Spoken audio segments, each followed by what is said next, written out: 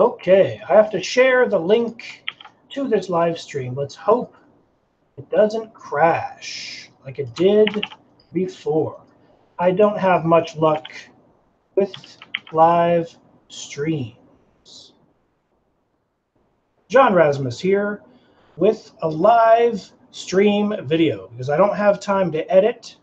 I'm packing to go on a trip right now, and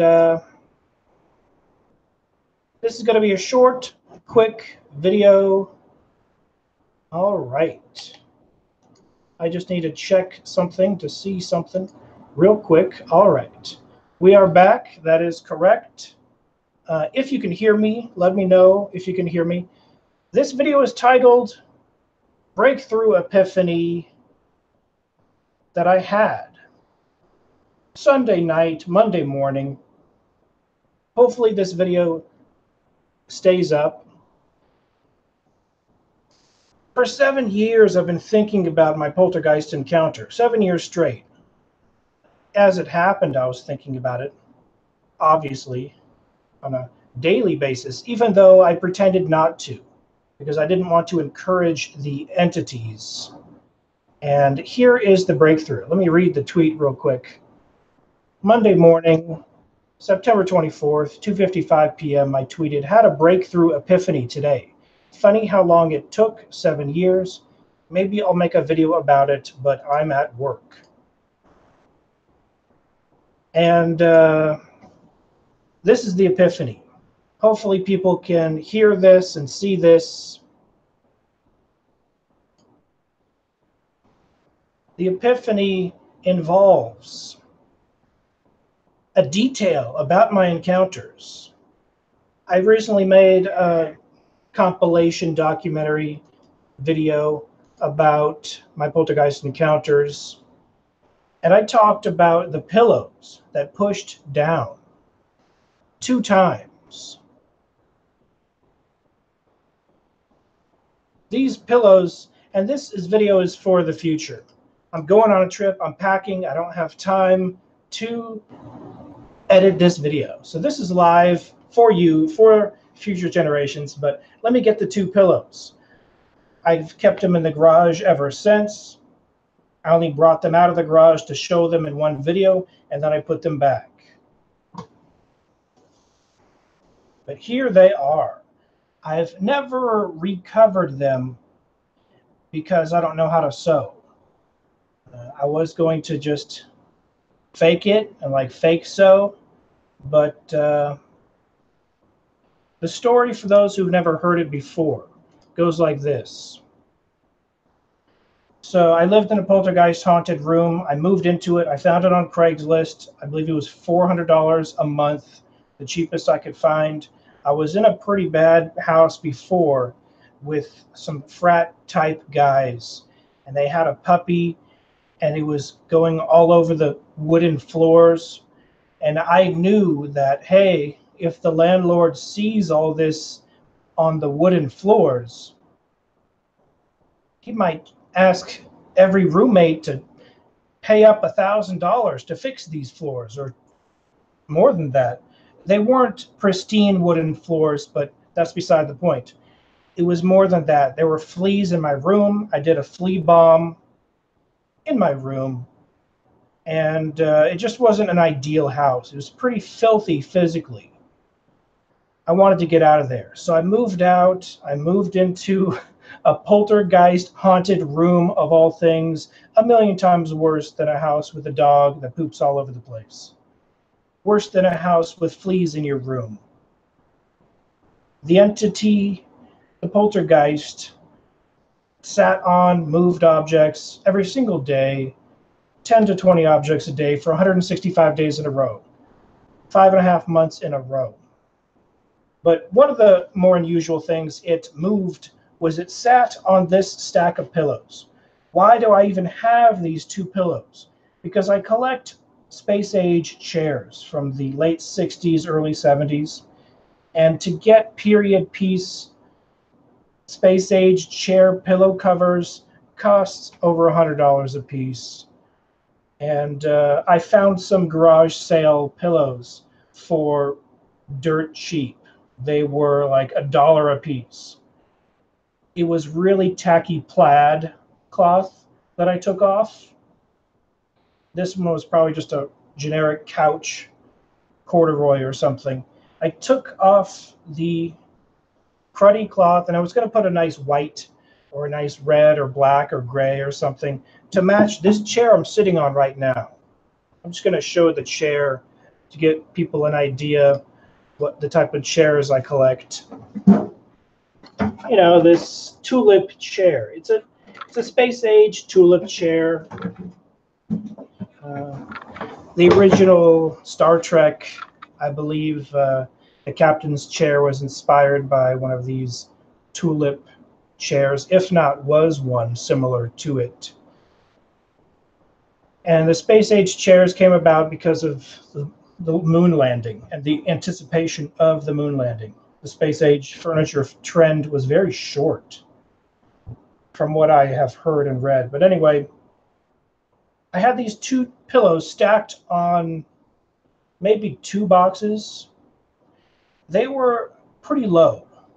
The height was pretty low, but it was about this high. It was about, let's see, how many feet is that? 1, 2, maybe 2.5 feet off the ground. And I went over to lock the door to make sure my door was locked, just for privacy reasons, in my $400 a month room I was renting. It happened to be the master bedroom.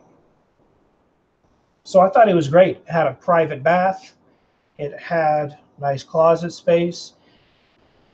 It did a private bathroom, but it had a shower. It didn't have a bath. It had a shower, had a sink that was broken after a couple months, but it was still pretty nice. The poltergeist sat on these very pillows. So a poltergeist sat on these very pillows. The indentation, I walked to the door, made sure it was locked. It was already locked. As I'm about to walk away, I'm still facing toward the door. So I check to see if it's locked. It's locked. As I'm about to turn around, I turn to the left. I see these pillows, which are only 2 feet to the left of the door, stacked against the wall. I see them depress or make an impression lower than my hand can do. So it must have been a lot of weight. I said it made a generic impression. The impression was about like this. It was kind of roundish. It had the general gist of someone sitting, of someone's butt, but it was kind of roundish. It went down considerably. We're talking easily 1.5 inches down. Maybe that's an exaggeration. Maybe it was 1/2 inch, but I could see it extreme depression. It seemed like 1 inch down. It seemed like a considerable amount of weight down. I've talked about in the past how the poltergeist jumped on top of me. It was pretty short. That's how I could get the height of the thing. It was grabbing me by my throat, my mouth, and my tongue with seemingly 3 hands. That's clue number 1. And then it sat down on here, raised up, sat down a second time, and raised up. It sat on these pillows twice in a row in the space of 1 minute or less than a minute. In the space of 30 seconds, it was about 30 seconds. So it went down, it depressed it enough where it knew that I saw it. And I was standing, we're talking 2.5, 3 feet away, very close, standing right next to it, but not close enough where I could feel the entity. And I'll talk about that later. It depressed these pillows. It seems like about 1 inch, pretty far down, farther than I could do with my hands. So a considerable weight. It was down, pressed in for a good few seconds, easily 5 seconds,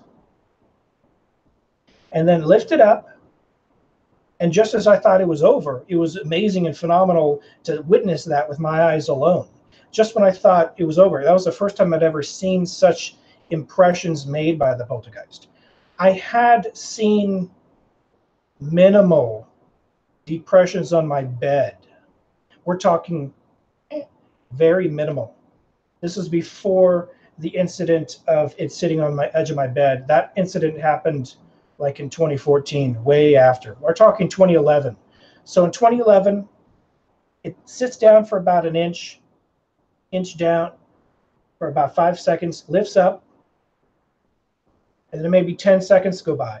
And then it sits down again for another 5 seconds. And then it lifts up.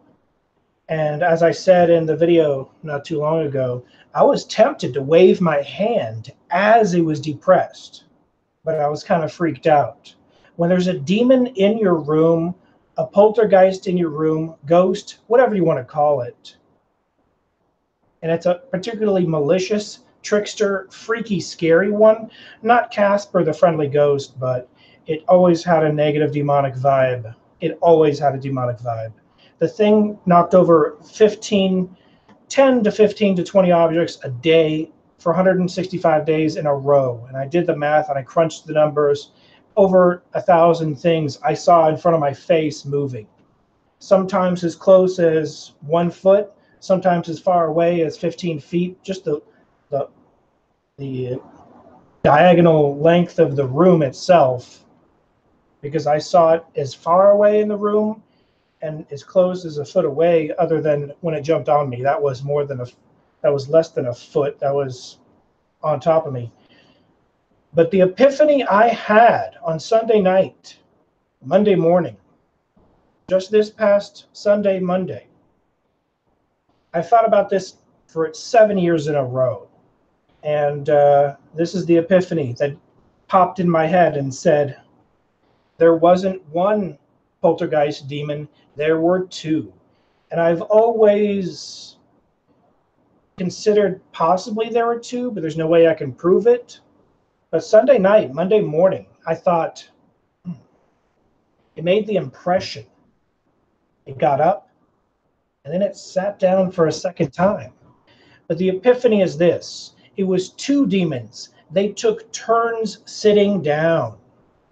The first demon sat down, got up, and then the second demon wanted to try it out too, because even for a poltergeist, I guess, it's a bit of a novelty to even interact with a sponge-like surface.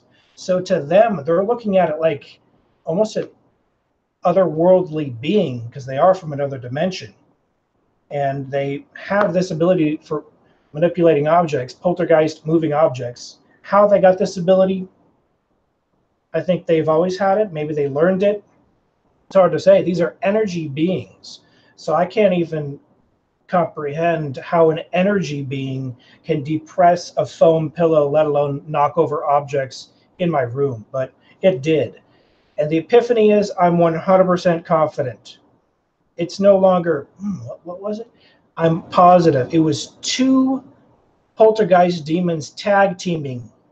Perhaps that's why my encounters were so intense, over the top, extreme. 10 to 20 objects a night. 5 p.m. to 5 a.m. was the window. But I went to work 9 to 5. I do believe they moved minimally a few things when I was gone. And I'll talk about that in the future. But for the most part, they showcased their poltergeist abilities in front of my face as a stage performance. It was an illusion. It was just them, a higher dimensional being, screwing with me, messing with me, toying with me, being a trickster demon. And in my opinion, every single poltergeist encounter leans demon to me. I think angels can move objects. I think an angel would only move an object if it was for the benefit to help someone out. An angel has the ability to move objects, just like a demon does. But I think an angel is going to use it for good and never to frighten someone. These two demons, they did it every single day, the good part of the year 2011, for the singular purpose of scaring the crap out of me.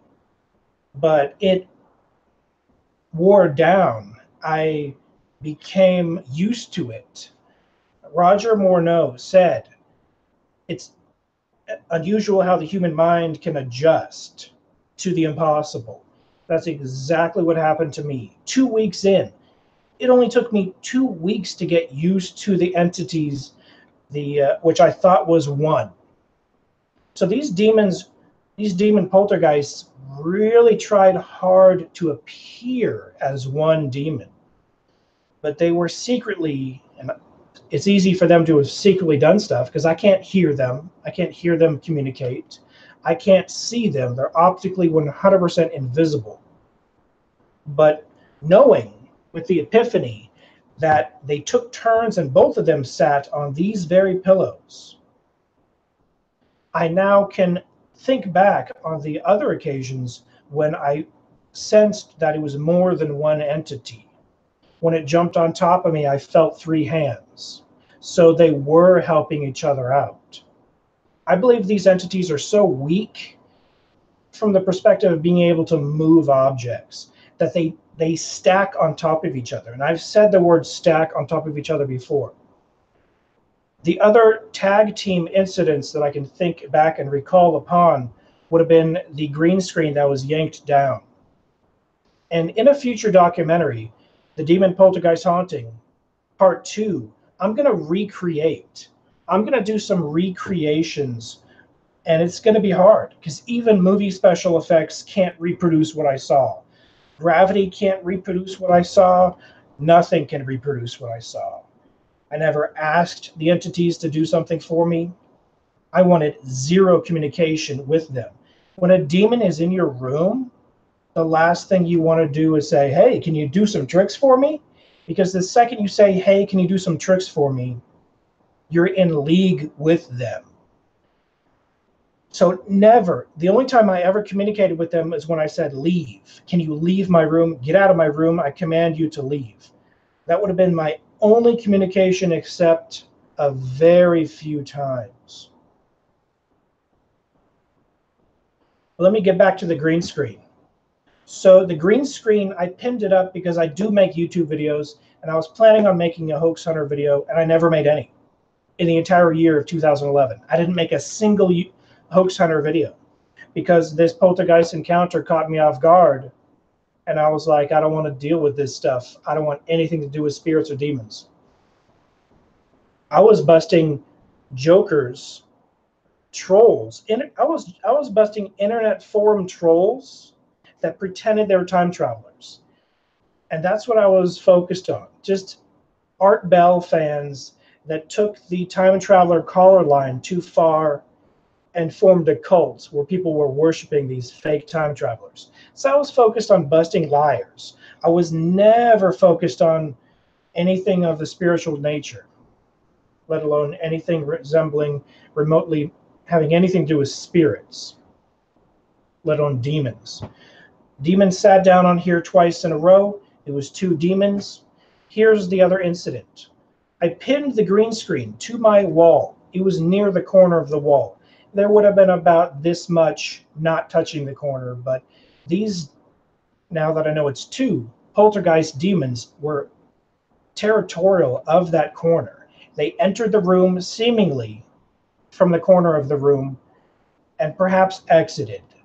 All I know is I heard great creaks, foundation type creaks. Normal foundation creaks, sure. But when you hear 10 foundation creaks in the corner of the room, and then 10 seconds later, you see bottles being knocked over and pencils being knocked over, I learned very quickly that's how they enter the room. When it happened 165 days in a row, I was building up a list of what they were doing, but I built it up in my head. I never journaled it, except for maybe a few scraps of paper, because I didn't want to encourage them. Thank you, Brandon, for the gas money. You should do more live streams. Great work. All right. I'm going to try to do a live stream if I can steal some Wi-Fi on my trip. They're teaching you don't be afraid of shadows. Well, a demon poltergeist is teaching me more than that, although most definitely it was a teaching experience, and I learned a lot. The last time a poltergeist demon was in my room, and believe me, it was maybe 3 months ago, maybe 2 months ago, maybe more recently than that. I talked about the wires being lifted on my table. I immediately jumped up and I walked over to where it was, and I said, "This is my room. This is my domain. Get out of here." And I didn't have to do or say much. It saw my lack of fear and it took off. And I built up that resistance of fear towards poltergeists because of the 165 days in a row I went through. Now, yes, I will occasionally hear something and jump to the conclusion in my head that maybe that's a poltergeist, and I see that it's not.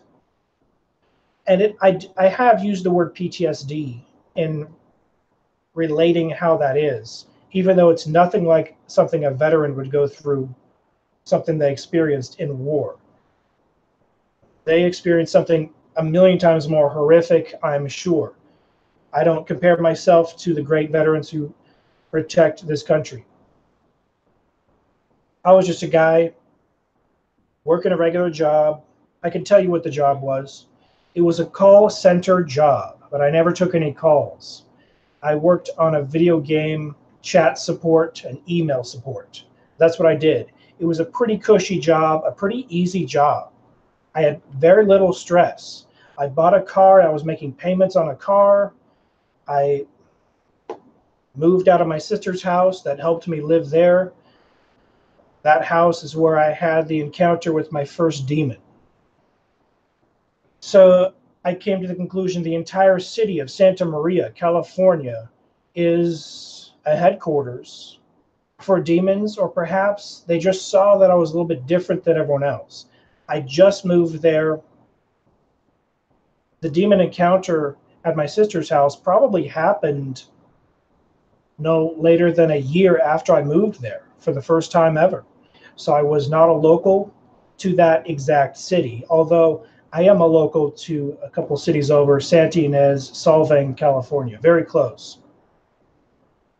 Anyway, the green screen, I pinned it to the corner of my room.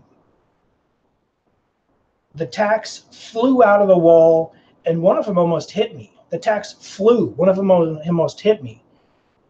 And I was like, whoa, that's weird. I'm pretty sure I secured it. And then, obviously, I come to the conclusion it's probably the poltergeists. But I wanted to know how they did it. I wanted to know how they pulled it down. Because I didn't see their hands pulling it. Although I did see stress and stress lines. So I repinned the green screen. I still have this green screen in my closet. I try to keep a few of these things, and I can use them for reenactments. And the next documentary, I'm going to reenact to the best of my ability. I'm going to use some special effects to reenact it. Obviously, I didn't film it at the time. But this is how I'm going to try to reenact this. I'm going to put a weight on it. And I'm going to try to make that weight in the shape of how I saw it. And I'm going to have a weight sitting on these pillows for like a month straight. And then I'm going to take the weight off and film it. And as it puffs back up, I'm going to reverse the footage. And that's the best way I will be able to reproduce it for the documentary. But the green screen, after I repinned it to my wall, I stood there. I stood there like 4 feet away from the green screen, just watching it. I was staring at it, watching, waiting for it to be pulled down again, because I was anticipating, knowing there's a poltergeist in my room, I wanted to know how they did it. And because the first time it happened, I just, I turned on the fan, I was getting some water, I pinned these, I was doing other things. I was probably opening up my laptop. I wasn't paying attention to it. I just saw the things fly in my face and it fall down. So I didn't get a good look at how it happened. But the second time I stood there and I watched. And no later than a few minutes, we're talking 1 minute, 1 minute and a half. It was very quickly. I watched and I saw it happen. I saw what appeared to be feet impressions, because the green screen was very long. It was actually a sheet that I bought at Walmart. It was a green screen colored bed sheet, because I saw online that the green screen sheets, they're not called sheets when you buy them as a green screen. They're just called cloth green screen, $49.99. I went to Walmart. I saw bed sheet sets on sale for $4.99. I was like, whoa, that's way cheaper. I'm not going to buy it online when I can get bed sheets the exact same color. It's called chroma key green. So it was the exact perfect color. I pinned it up the second time I watched, and I saw feet. The green screen didn't stop at the carpet. It kept going for a good foot or 2 feet. It fell over. It was too long because it's a bed sheet.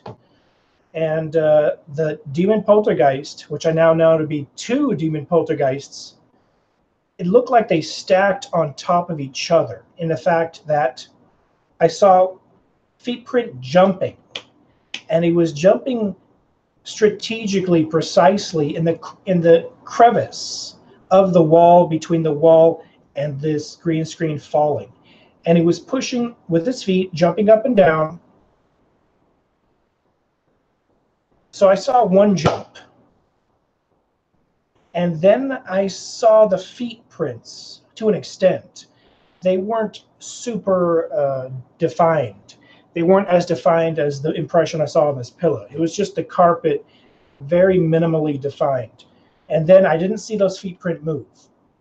And then I saw a second jump, which appeared to be a second set of footprints. So I'm recalling that information when I'm now you could say jumping to conclusions, but it's an epiphany. There were 2 poltergeist demons.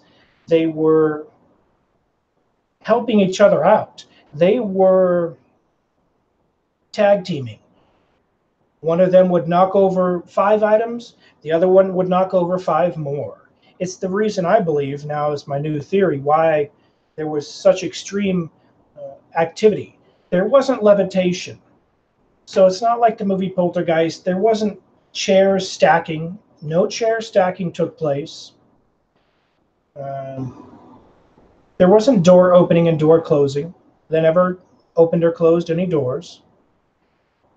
So they must have set out and had certain rules and guidelines. I don't know if they were, well, I believe they were assigned to me. But they must have been told not to levitate and to just knock and throw things around. Just kick and push and just sporadically make it as random as possible. But they broke from character when they sat on these pillows. That was a very unique thing they did. And I appreciate your comments, but I'm going to continue with this story. So I revealed recently in my last documentary that they knocked over a tripod. I have that tripod in my room. Let me go get it.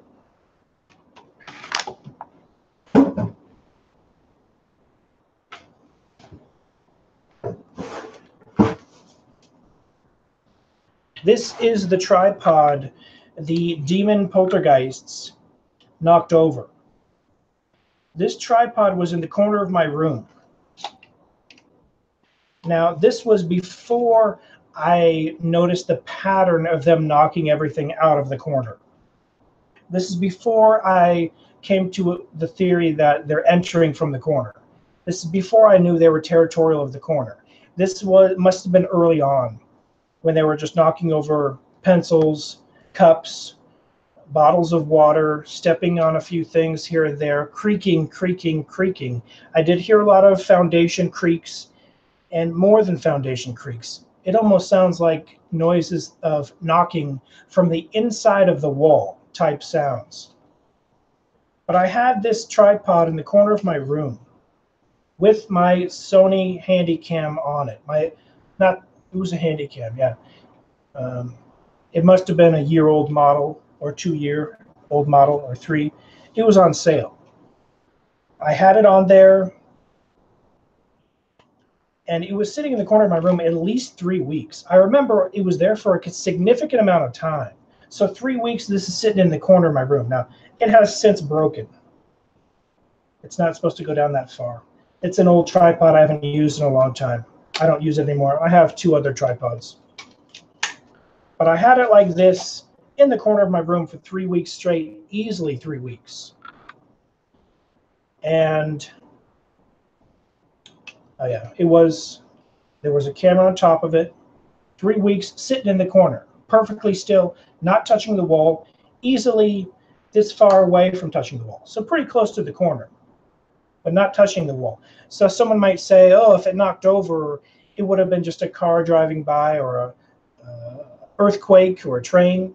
There was no train nearby. A car wouldn't knock over a tripod. The whole purpose of a tripod, even if one of my roommates hit the walls, it wouldn't have knocked over. It wasn't touching the walls. But the whole purpose of a tripod is to be a sturdy device to hold your camera.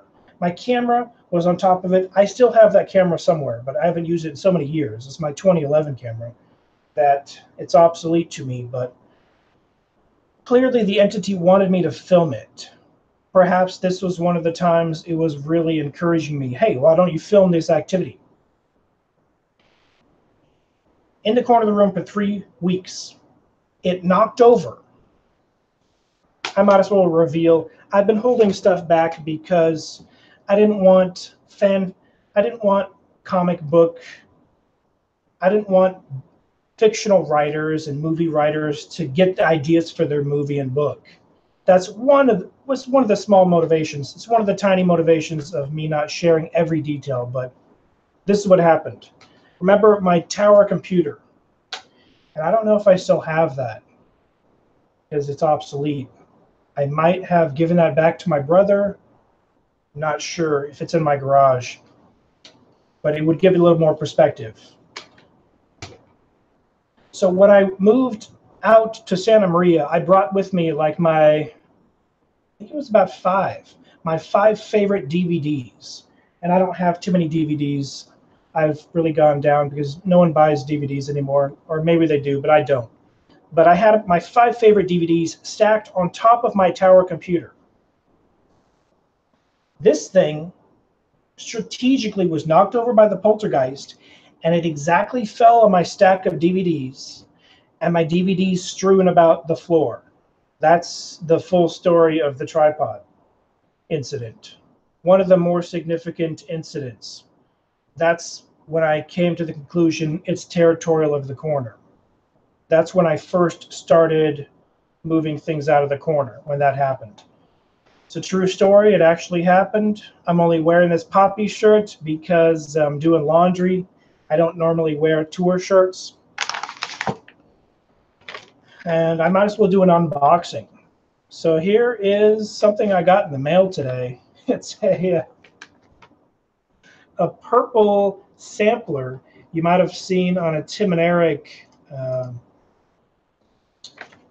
commercial. I know I'm throwing in a commercial. I'm not getting paid for this. I just want to throw something entertaining for the people that don't want to hear my poltergeist story. So I did get this, and I was going to do a skit or something, because I have a sense of humor. I'm a fan of comedy. Harland Williams, Norm Macdonald, those are some of my favorite comedians. Tim and Eric. You know, back in the day, I was a big Tim and Eric fan.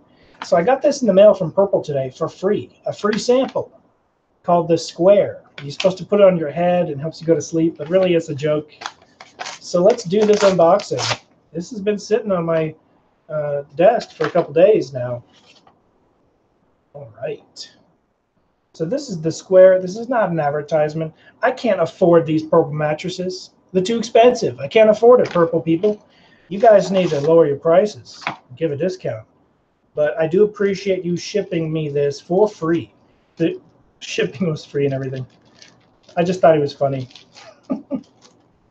So here we have The Square by Purple. It's a cool little sample. I mean, theoretically speaking, I might be able to use this in a poltergeist experiment. I could see the poltergeists wanting to squish this down. I don't know. You know, I don't do anything in my room anymore. I don't do experiments in my room.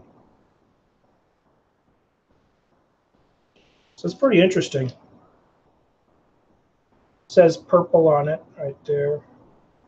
And you're supposed to put it on your head. That's just a joke. It's a joke. It's pretty funny, though. Oh, wow. Smells kind of strong of chemicals. Not too strong, just vaguely strong of plastic. Brand new factory plastic smell. And yeah, that's cool. That's interesting. But I wanted to make this live video because I'm packing. I don't have time to edit. If I threw this in, it wasn't for a commercial. I'm not advertising this. I just thought it was funny. I could do an unboxing. People do unboxing videos all the time. But I have more, actually, connections. So the two sitting, that's how I came to the conclusion there's two entities. The three hands that grabbed me, that's how I came to the conclusion it was more than one entity.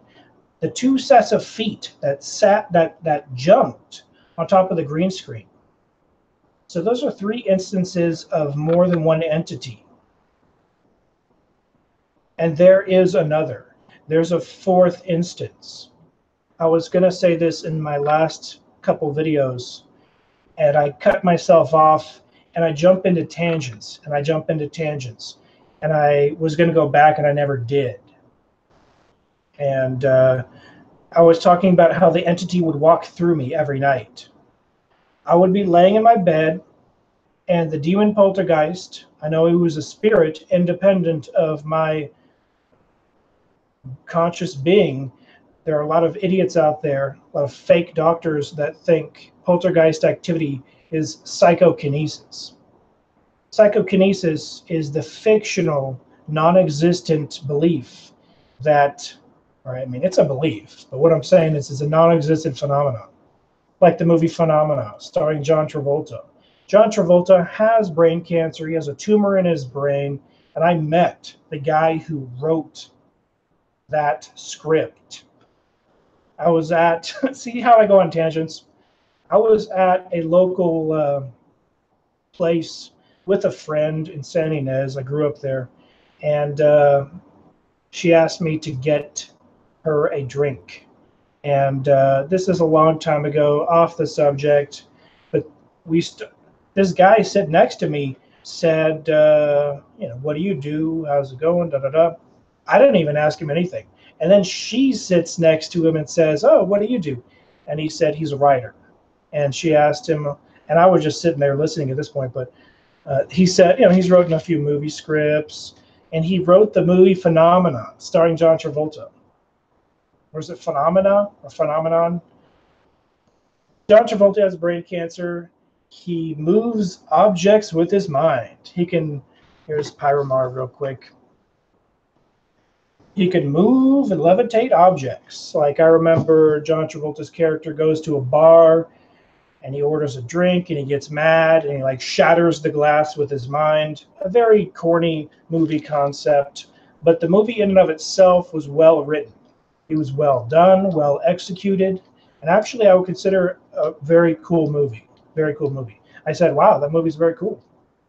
And then we talked about the movie Her, starring Joaquin Phoenix. He said how he saw that movie recently and he liked it, and I agreed. I said, yeah, that's a cool movie. I said, I'm glad Spike Jonze won an Oscar for Best Original Screenplay, and he's like, oh yeah, that was cool. So he, you know, we both appreciated movies, and he just happened to be a famous movie script writer. But off the subject of that, there are fake doctors that say poltergeist activity is a figment of the imagination, or if it is real, that it is some type of psychokinesis, moving objects with your mind. I lived with, now that I know, 2 demon poltergeists tag teaming, throwing stuff around, jumping on top of me, pushing pillows down. And they had a personality. They had very distinct ways of doing things that I had nothing to do with. I rented the room. Either the room was poltergeist haunted before I got there, but I don't think that's the case. The first 2 weeks I didn't notice anything, but my first demonic encounter was 6 months before I rented this place. So I think that demon assigned these two demons after me. I pissed that demon off pretty bad. Now, how do you piss off a demon? By being different than other humans. That's the only hint and clue I can give right there. If you're abnormally, extremely different from other humans, I think these demons that watch us on a regular basis, they're going to notice the different humans. They're going to notice the human that's a little bit off and perhaps try to exploit that human to do horrible things. In no way, shape, or form would I ever do horrible things. I respect my fellow man, my fellow woman, fellow anything, living being. I'm a big fan of animals. I would never hurt anyone, but I think they just saw that I was way different. I have theories and I have more information I'm going to share in the future, but I think these two poltergeist demons were assigned to me for that five and a half month period of time, and I think it goes beyond just being assigned to me. I didn't notice them for the first 2 weeks, so perhaps there's some type of legal paperwork on the other side that had to be filed and stamped, and approval had to be granted.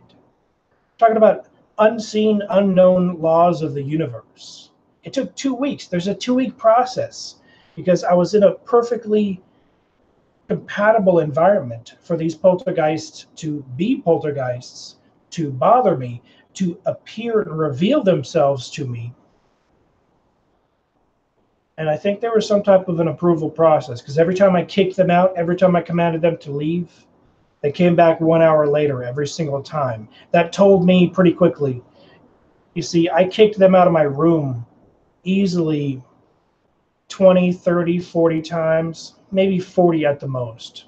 Because after 5.5 months in a row, I learned very quickly that when I kick them out of my room, they're 10 times louder, 10 times more annoying, and I can't sleep the whole night. And I'm a sleepless night. I have to work the next day.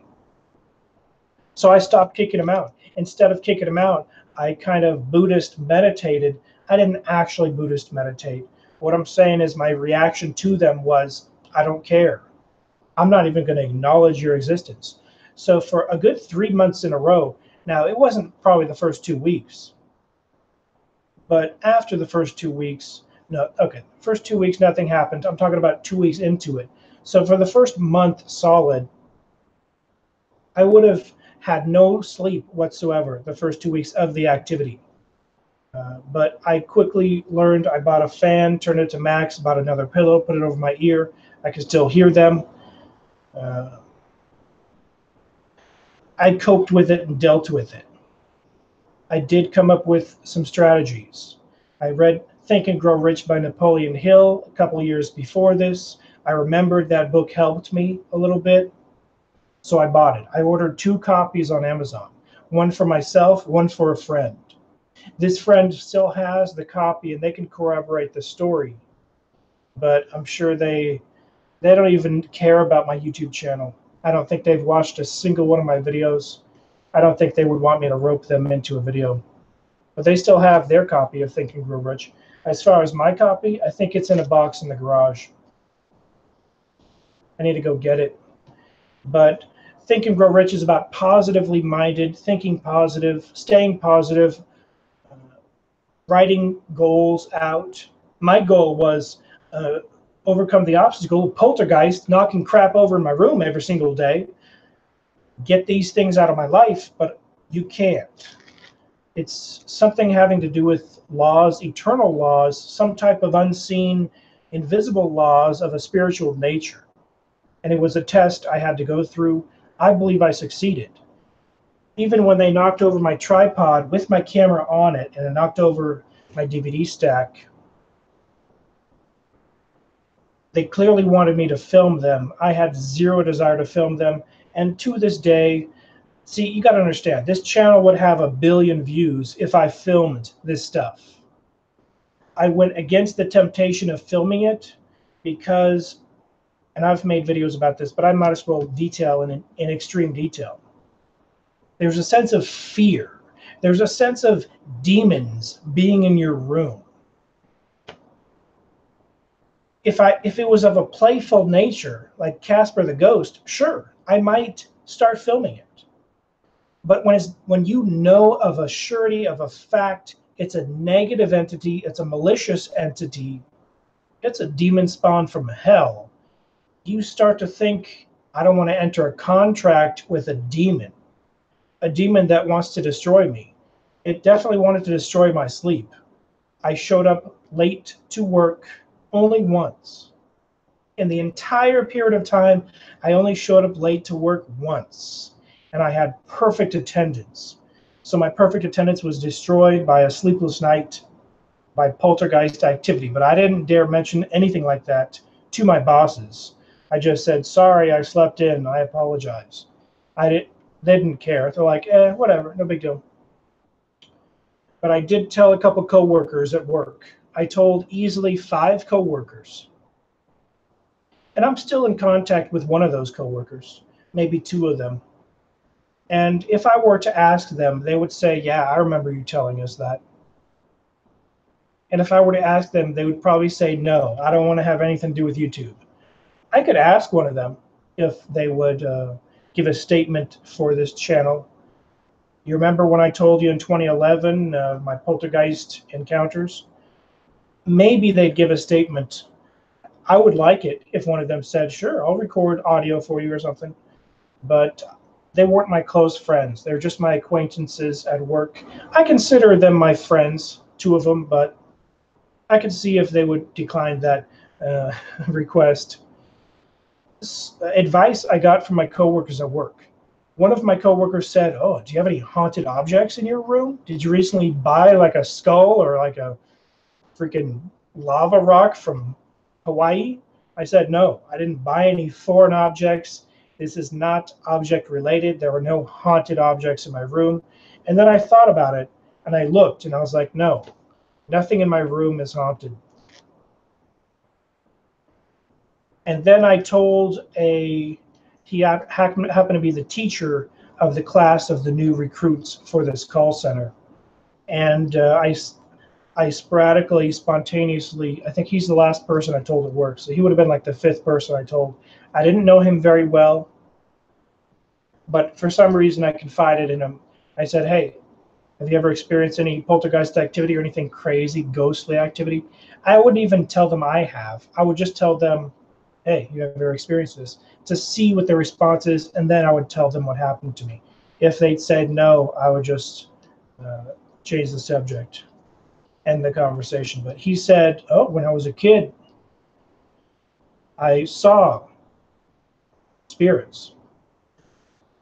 And he's the guy I talked about. I don't want to tell his full story. It's kind of confidential, but he said he saw spirits when he was a kid.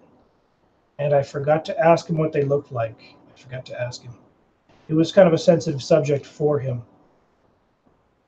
And he could see out of one of his eyes. He couldn't see out of the other eye. And perhaps he could see the spirits with one of his eyes, his spirit eye. He didn't have a glass eye or anything. Just one of his eyes didn't work, perhaps since birth. And very cool guy. He opened up to me. And then I opened up to him. I told him what happened. And he gave me some advice. And I'm going to share that advice story in my book. I can't freewheelingly give everything away because it sounds like a fictional story. But I jump off in tangents so often. Here's a tangent I cut off. So we have the pillows being pushed down by 2 entities. We have the 3 hands grabbing me, 2 entities jumping on top of me, grabbing me.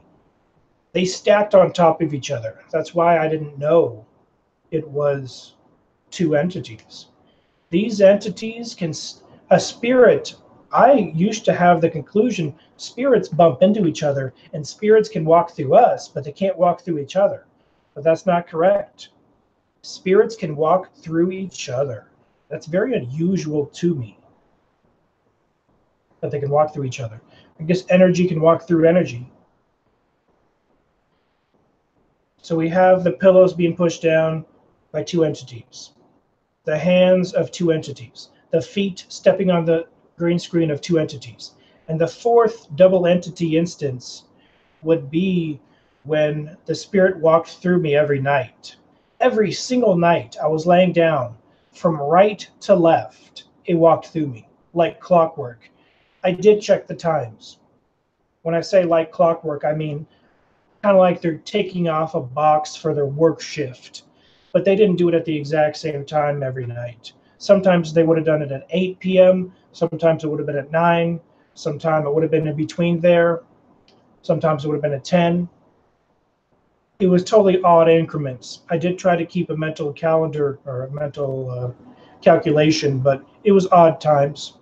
9:33, 8:55, 10:03. I didn't write down the exact times because I lost track when I found out that it was sporadic and just random. And it was kind of like the last chore and job they did before they ended their shift. But even after they walked through me, they still would knock over objects. But it was something clearly they were assigned to do. Walk through the guy. I think they were walking through me to judge my spirit level, judge where I was, judge my abilities.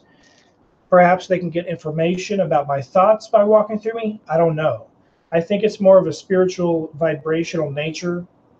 They wanted to judge and gauge and test and see where my spirit was at. I've never been possessed, and I never will be possessed. That's a freaky subject to even bring up. But the reason I believe the oppression of the poltergeist activity was so strong is because I was unpossessable. They couldn't possess me. So they acted out and knocking over objects instead. But hopefully I'm still live. Hopefully I am still live. Am I still live? Are people still watching this? I hope this is still going. Okay, hi. Thank you, Luna Sparkles, for confirming I'm still live. I just want to share the fourth instance of the double entity, of it being two independent poltergeist entities. The fourth instance, and I think I mentioned it in one video. It might have been a year ago. And I was going to mention it in a recent video, but I cut myself off on a tangent. And then I never came back. So every single night for 165 days in a row, a spirit walked through me from right to left. And I have the ability to discern, detect spirits walking through me, and even extending perhaps a little bit. But more specifically, when a spirit walks through me, I know it happens. And I can gauge their frequency, their vibration, their level, and I can tell if they're evil or neutral or good, positive, great, or pure evil, pure demonic. Scary subject, I know, but I've had this ability all my life. I never noticed it until maybe 10 years old, and even then I didn't know what it was. So in my 20s is when I realized what it was. But the spirit poltergeist would knock over stuff and then walk through me and then proceed to knock over stuff as I went to bed, as I was going to bed, before I went to bed. Totally awake, just turn off the light, lay my head down, it walks through me. That would have been the ideal time, or the time it would have chosen to do so. 165 days in a row, right to left. 165 days in a row, right to left, you walk through me. But one time, one single night, and now I wish I kept a better journal, but I've already written about this in my book, Corners of Rooms, and I'm going to elaborately detail exactly to the minute detail of what I remember. But this is what happened. One night was different. it walked through me right to left. And at this point, I was very astute at knowing what they're doing and ignoring them. I was in ignore mode. They would knock over 10 objects, and I was like, no flinch, nothing. I wouldn't move my eyes. I would pretend I didn't hear anything. So I was trying to sleep. I would hear a bunch of objects move. I wouldn't even acknowledge it. It walked through me right to left. And for the first time ever, out of the 5.5 months, this only happened once. It walked through me, the spirit, from right to left. And then I was so stoic in how I was trying to sleep, even though it knew I was awake. I had my eyes closed, just trying to sleep. And then it walked through me from left to right. And when that happened, and you got to understand, this is a very subtle thing. But when it happened, I took note of it immediately. I was like, whoa. And I said this in my head as I was trying to almost meditate while I'm sleeping. I said, it messed up. It screwed up. It made a mistake. I said, wow. These poltergeist demons, sometimes they make a mistake. They screwed up. They messed up. It was a mistake. And now, knowing it was 2 entities, this is the 4th instance I can recall upon where one of the demon poltergeist entities went from me right to left, as they always do. And perhaps they stacked on top of each other every night when they did that. When they didn't see me flinch, not even in the slightest minute degree, one of them went right to left, and one of them decided off the bat, oh, let's try it again. And it went left to right. Perhaps they disagreed on the findings, like, oh, let's try it again. But they only did it once out of 165 days in a row. And I understand how this sounds. It sounds crazy. I've mentioned this to a couple people, and they said, wow, that's a nice story you got there. And they are 0% empathetic because they don't have the ability to detect spirits walking through them. And I understand. Most people you talk to about something like this, they're not going to even have a concept of what you're talking about. But it was 2 poltergeist demons. That's the Epiphany. It was 2. I've suspected it was 2 for years. But now I know for a fact it was 2. Because as I was thinking about the pillows, being depressed on Sunday night, Monday morning, or Monday afternoon, I was still thinking about it. But Sunday night, just this past Sunday night, I was thinking about it being pressed down twice. I was like, it's 2. It was 2 entities. It was 2 poltergeists. It's almost like I got a message confirming that. But it wasn't audible. I don't hear voices. I don't hear messages. I'm not that type of person that has any of that type of ability. Although some people claim to have that, and I think it's possible. Most definitely some people have different spiritual gifts. Mine is just sensing and gauging the energy level and the frequency and vibration. You can feel pure evil. You can feel pure positivity. As far as the poltergeists, now that I know it was 2, they would have definitely been the same vibration. So they were paired up for a reason. I couldn't just distinguish or differentiate between the 2. I would say they were wimpy, which is why I call them imps sometimes, because they were low-ranking demons. But they still had the ability to move objects, so they couldn't have been that low-ranking.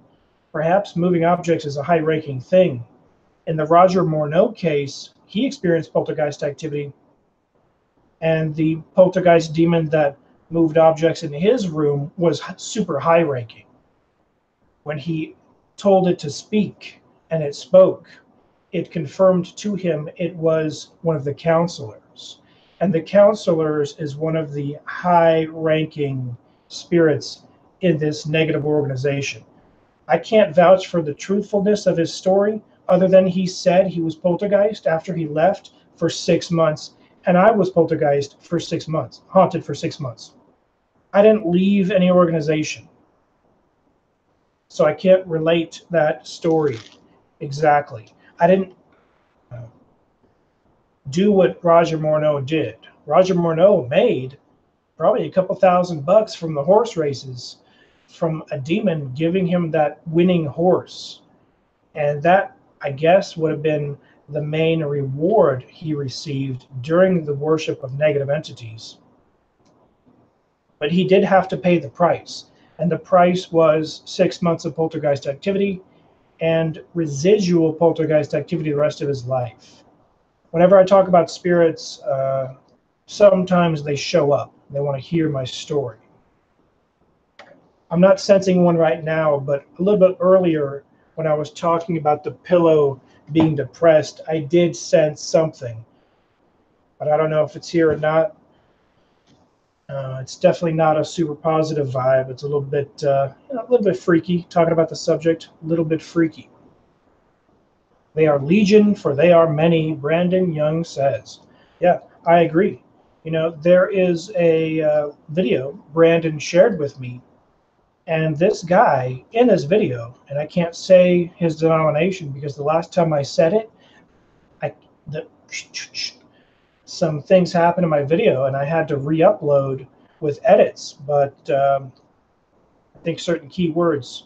Anyway, this particular guy was very, very intelligent with what he learned concerning spiritual matters, and he said that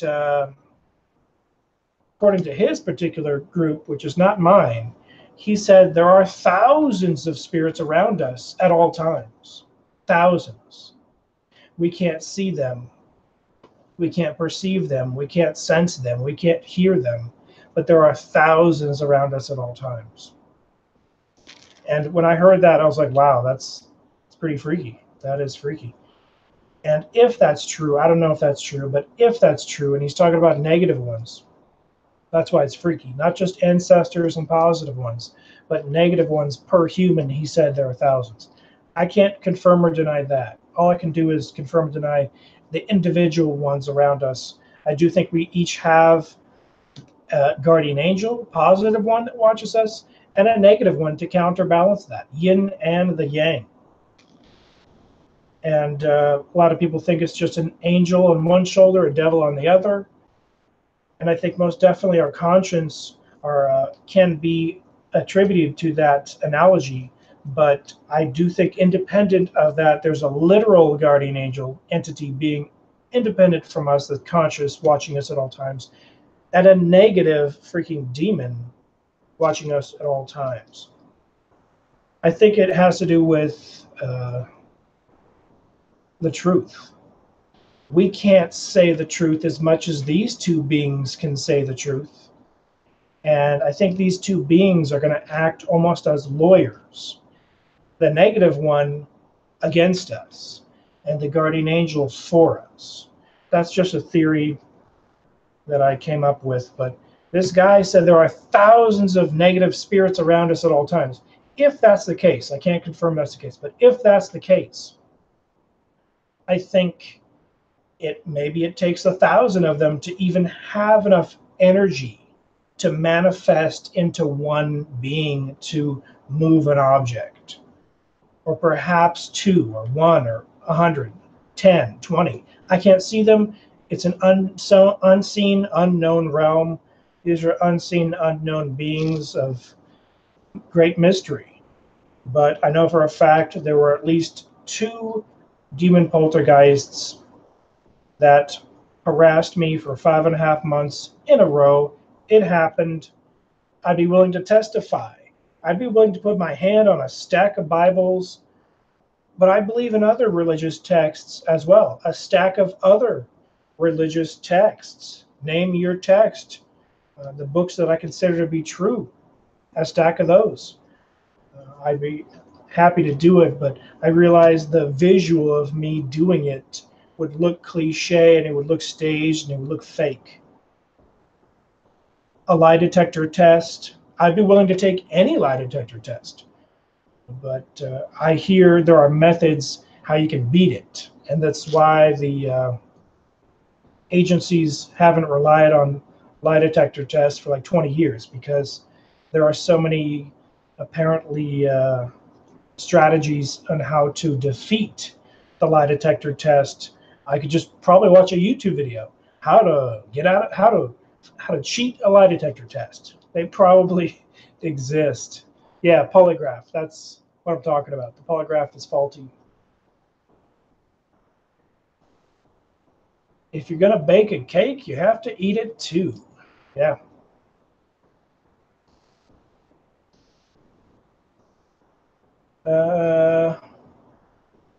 Montauk Project books.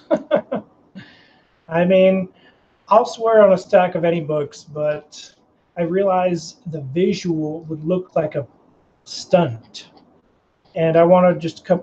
I don't know. It's a genuine story, and I want to talk about it in a setting, like I said, a cafe setting, just sitting there, you know, talking to another human being. People asking questions is great. It happened to me. Ask me any question. I know what it's like to be demon poltergeist haunted for 5.5 months straight. There are fake cases out there. It's unfortunate, but it's the nature of this planet Earth. There are liars out there that some of them hook grabs, some of them come up with a UFO concept. Maybe they can't sell the script to Hollywood, so they claim they were on board a UFO ship, and they will tell you how they're an ambassador for this species. Perhaps some people have encounters with negative entities, and those negative entities appear as aliens. I know that's a very unpopular concept, but I did have, in the year 2002 or 2003, I did have a sleep paralysis dream with a gray alien looking at me at the end of my bed, and it was a very negative, scary nightmare vibe, and I felt it was a demonic dream.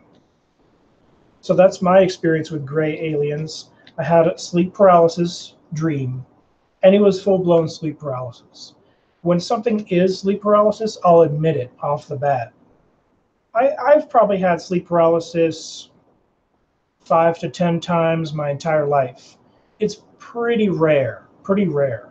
And when it happens, I know what it is, and I'm scared when it's happening. But when it's over, I realize what it was, and I'm like, no big deal. But I do believe in false sleep paralysis, that demons do mimic and recreate, because they know if you explain what happened to any learned doctor, they'll just relate the answer to sleep paralysis to you. Sometimes demons give you dreams. Sometimes demons jump on top of you and choke you. It's pretty rare, but it happened to me once. And sometimes it's just regular old sleep paralysis, but sometimes it's demon-induced sleep paralysis, I think. I think they do have the ability to induce it to an extent.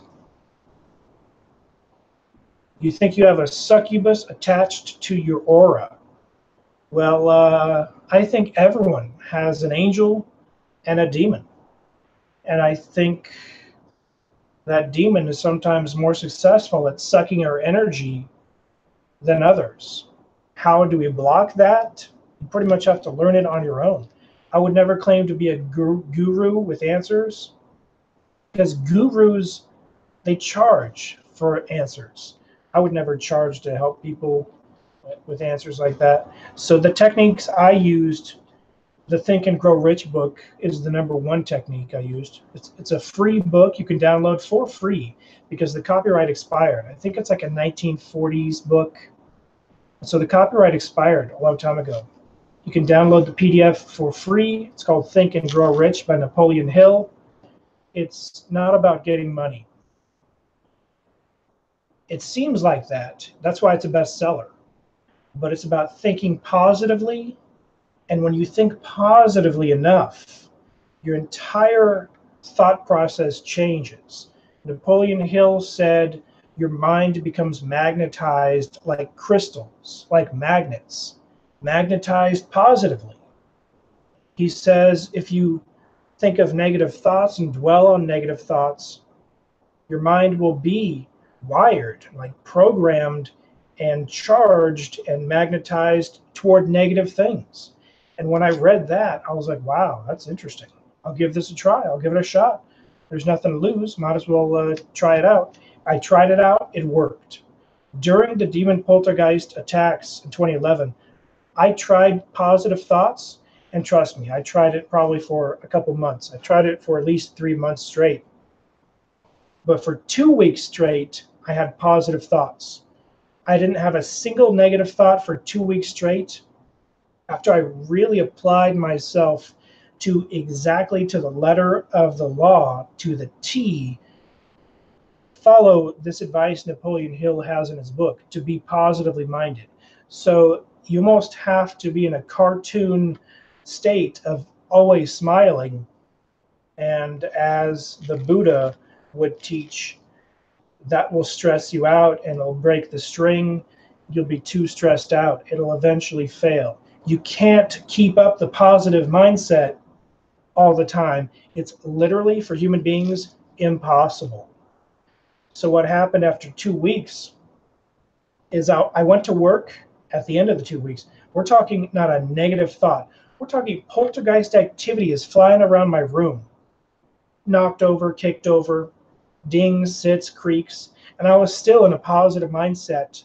I just willed it to be for 2 weeks straight. I went to work, and this employee that I happened to give this employee a promotion. I was in a position where I had a team of 30 people, and I transitioned to a different team where I oversaw the really bad emails and the really bad messages. It's called the DSAT team. So the negative, you're familiar with reviews when you leave like a 1 star instead of a 5 stars. Well, all the 1 stars, we focused on those. We are a different team. It's when I joined the DSAT team because it got paid. The pay was a few dollars more. It was a cooler job. It was a small team of like 3 of us, 4 of us. So I at this job was doing well. I got a promotion. I went over there. But this person that I promoted before I went over there, I was told to get back on the chats and do 1 chat, just as my boss told me to, told the whole team of all 4 of us to, he would have been the 4th one, so there's actually 3 of us. He told all 3 of us to do chats once a month, just 1 chat a month, that's it. Just, hi, how's it going? I'll help your problem. And we solve problems and we help people with customer service for a Facebook Zynga game. I worked on Farmville, Petville, Poker. I worked on Cityville. We did customer service for Frontierville, for all the Farmville type games for Zynga games in 2011. And this is when Zynga was starting to get big. It was a fairly new game company on Facebook at the time. It used to be on MySpace. But in 2011, it really branched off into Facebook and it exploded. And I got that job because they needed help. And anyway, I go off on tangents, as you can see.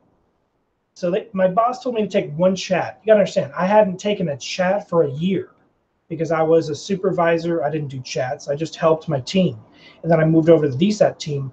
And we didn't do chats unless they called us over to help. We would coach someone on how to take care of the DSAT. Usually it was someone that lied. They said, oh, my dog is sick. Can you give me 100 farm cash? And our answer was, no, we can't give you 100 farm cash. We apologize, your dog is sick. Hope the dog gets better. Oh, can I get a free dog in the game that looks just like my dog?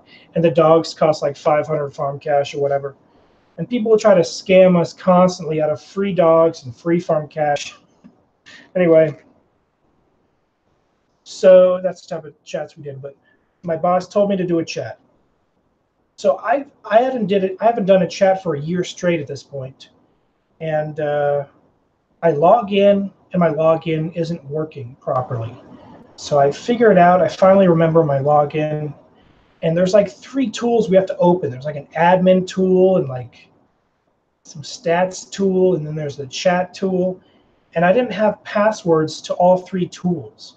So I decided to just wing it and just open the chat tool. I couldn't get the other tools to open. It was frustrating, and my boss was on lunch, so I couldn't consult him. But he told us to do chats, and I pushed it off for like 2 weeks.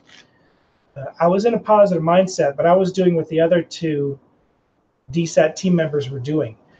I was just doing emails. I said, hey, should we do those chats? They're like, nah, we don't have to. And then I think maybe in a team meeting, he's like, hey, do those chats eventually, once a month. So we were doing the chats, or at least I went to go do it. Couldn't get the login to the others, whatever. I said, I'm just going to wing it. So I'm just trying to chat customer service.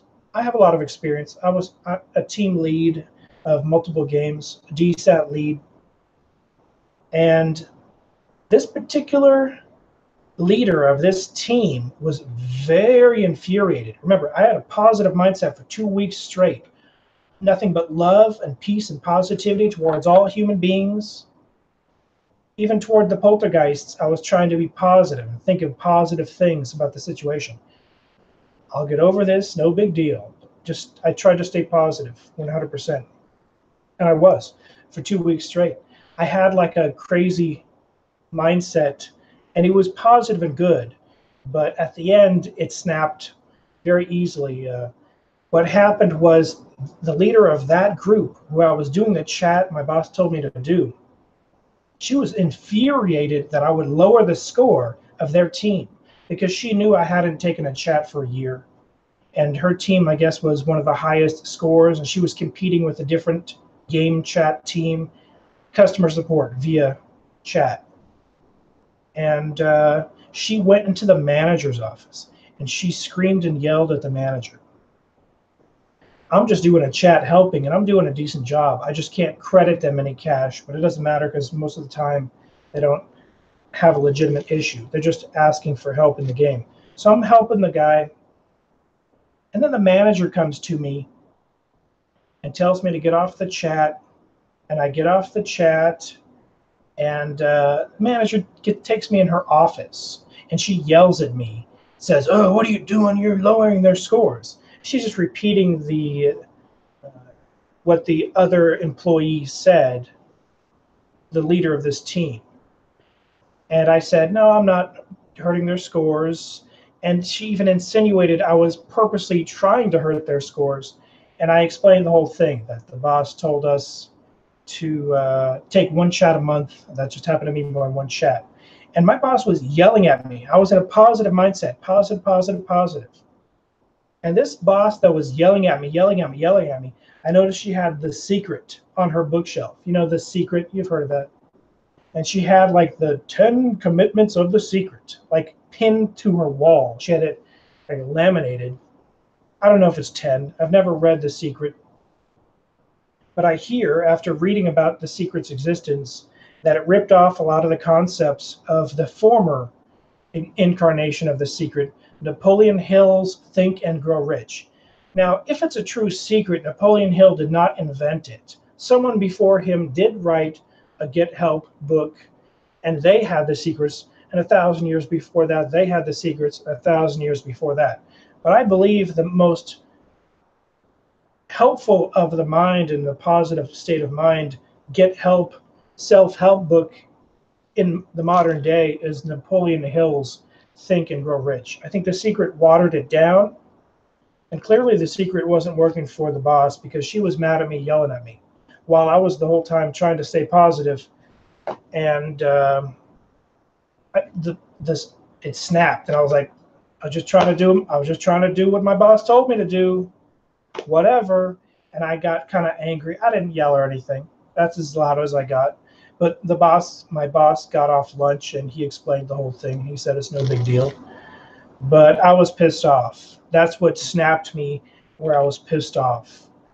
And I no longer had a perfect 2-week streak of positive thoughts.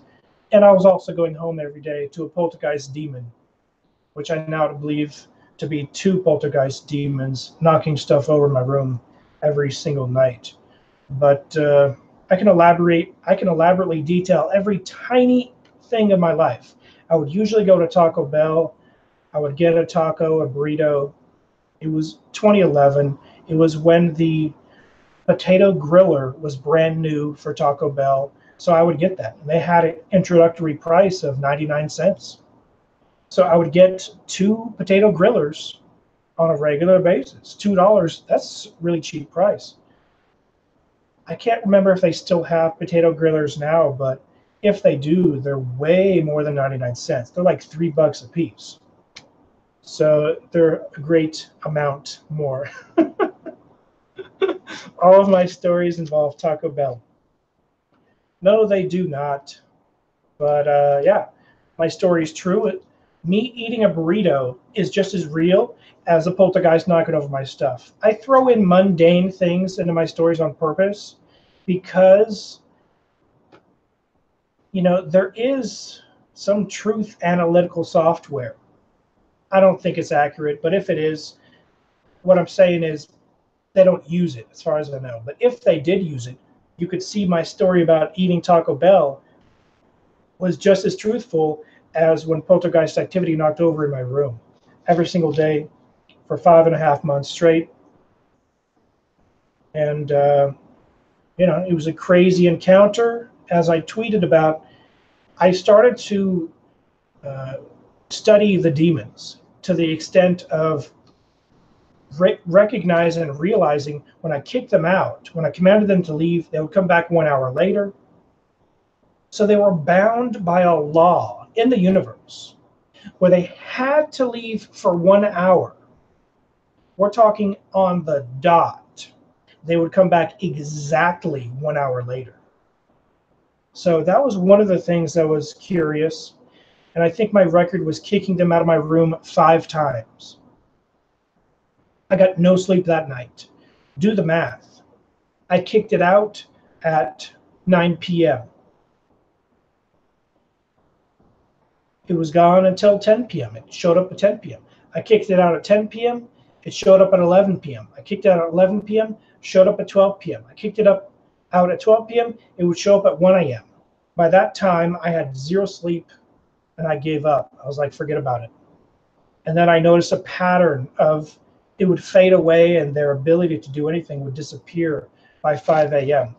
But it was usually even before 5 a.m. What I'm saying is 0 effects after 5 a.m. It would usually stop 3:30 a.m., somewhere around there. But after paying close attention, I did notice even subtle activity until 5 a.m.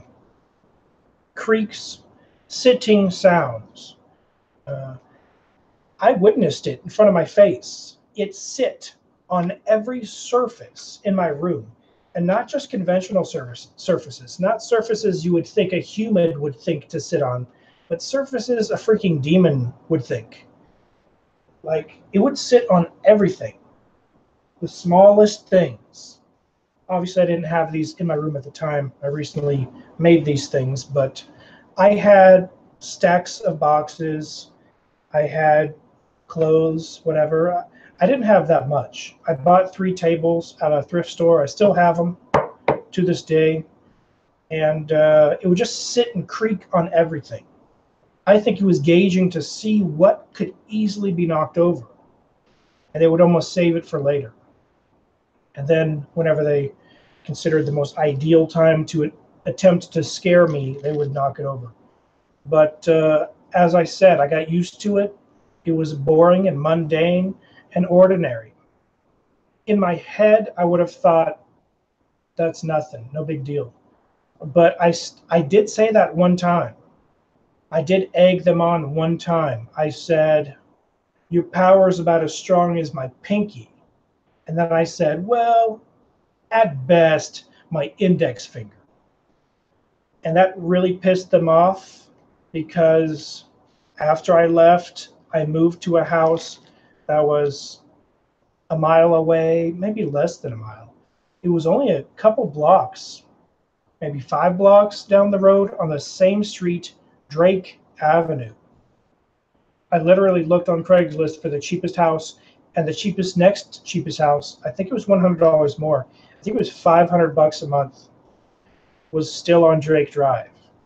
And I did leave the poltergeist demons behind, but I think a few times they went up the road and bothered me at the new place very subtly, very vaguely.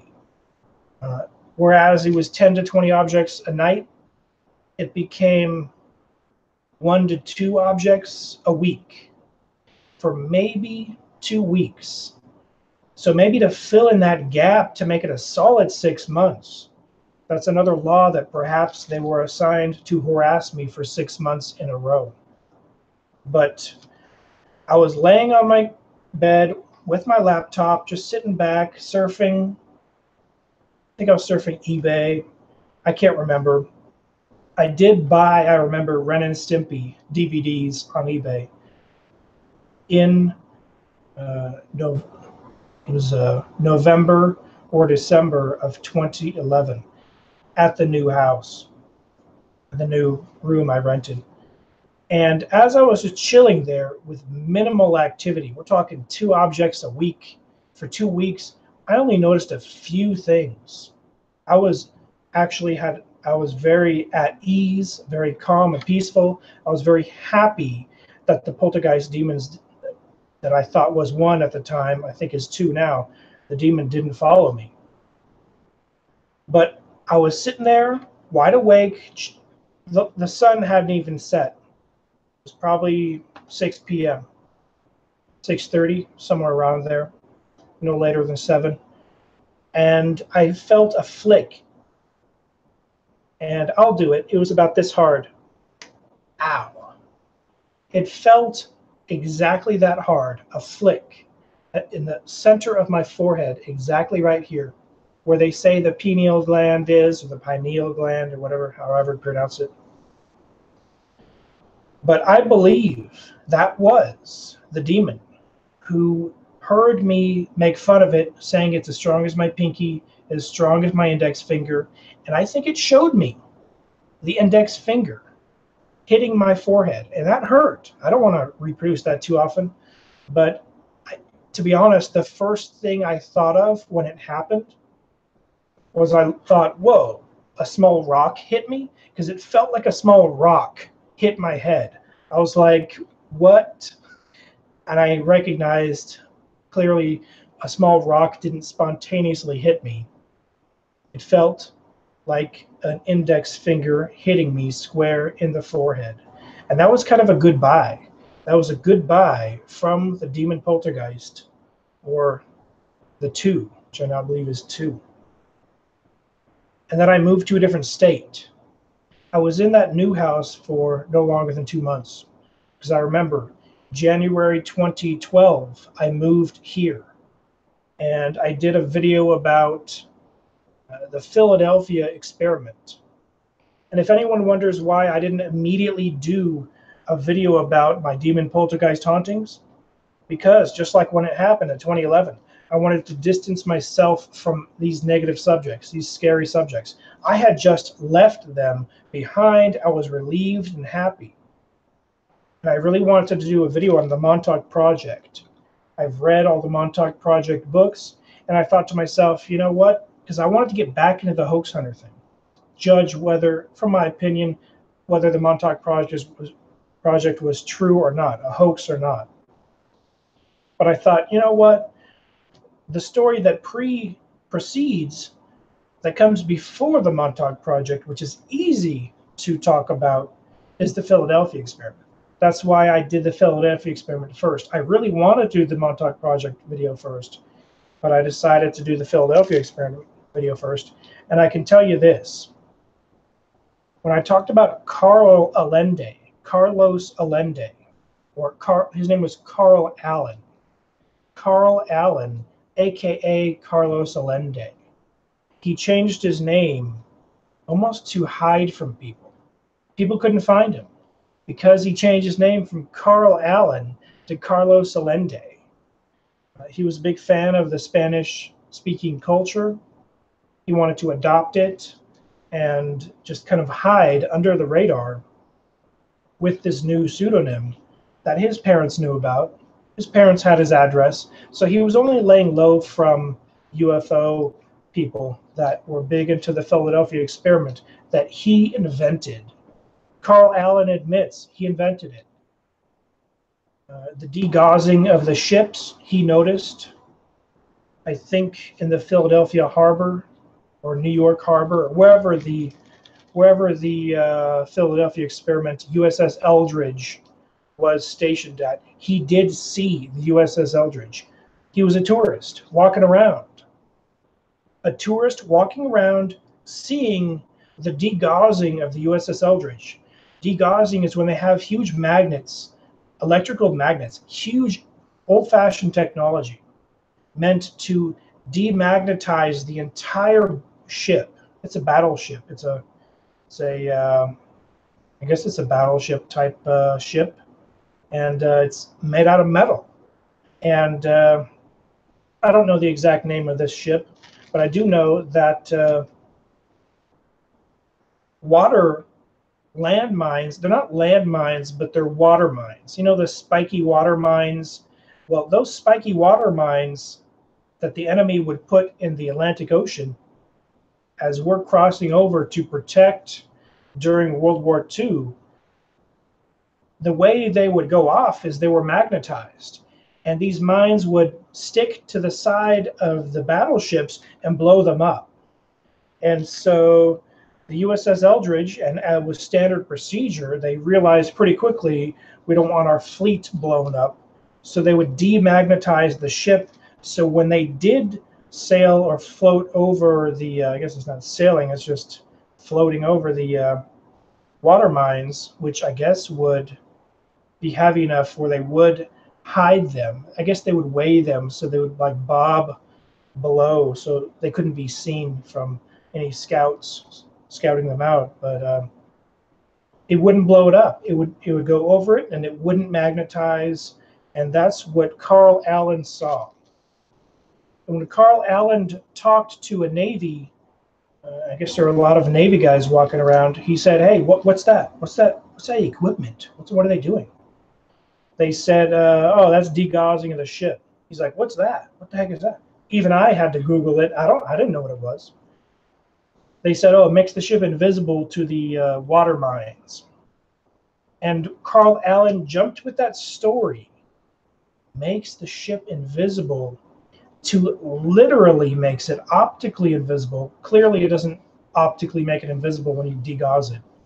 But Carl Allen used that story, a true story of him seeing that ship being degauzed, to invent the USS Eldridge story, which he admitted to being fake. He has 1940s, I believe it's 1950s, late 1940s, early 1950s letters to his dad, admitting he invented the story before the story even became popular. So he has documentation. He has since passed away. Rest in peace, Carl Allen. What I was going to say, I jump off on so many tangents, is when I was doing that Philadelphia experiment video talking about Carl Allen, I sensed a spirit in the room watching me make the video. I wondered if it was Carl Allen. I don't know if that's the case. I think he was probably just a random spirit.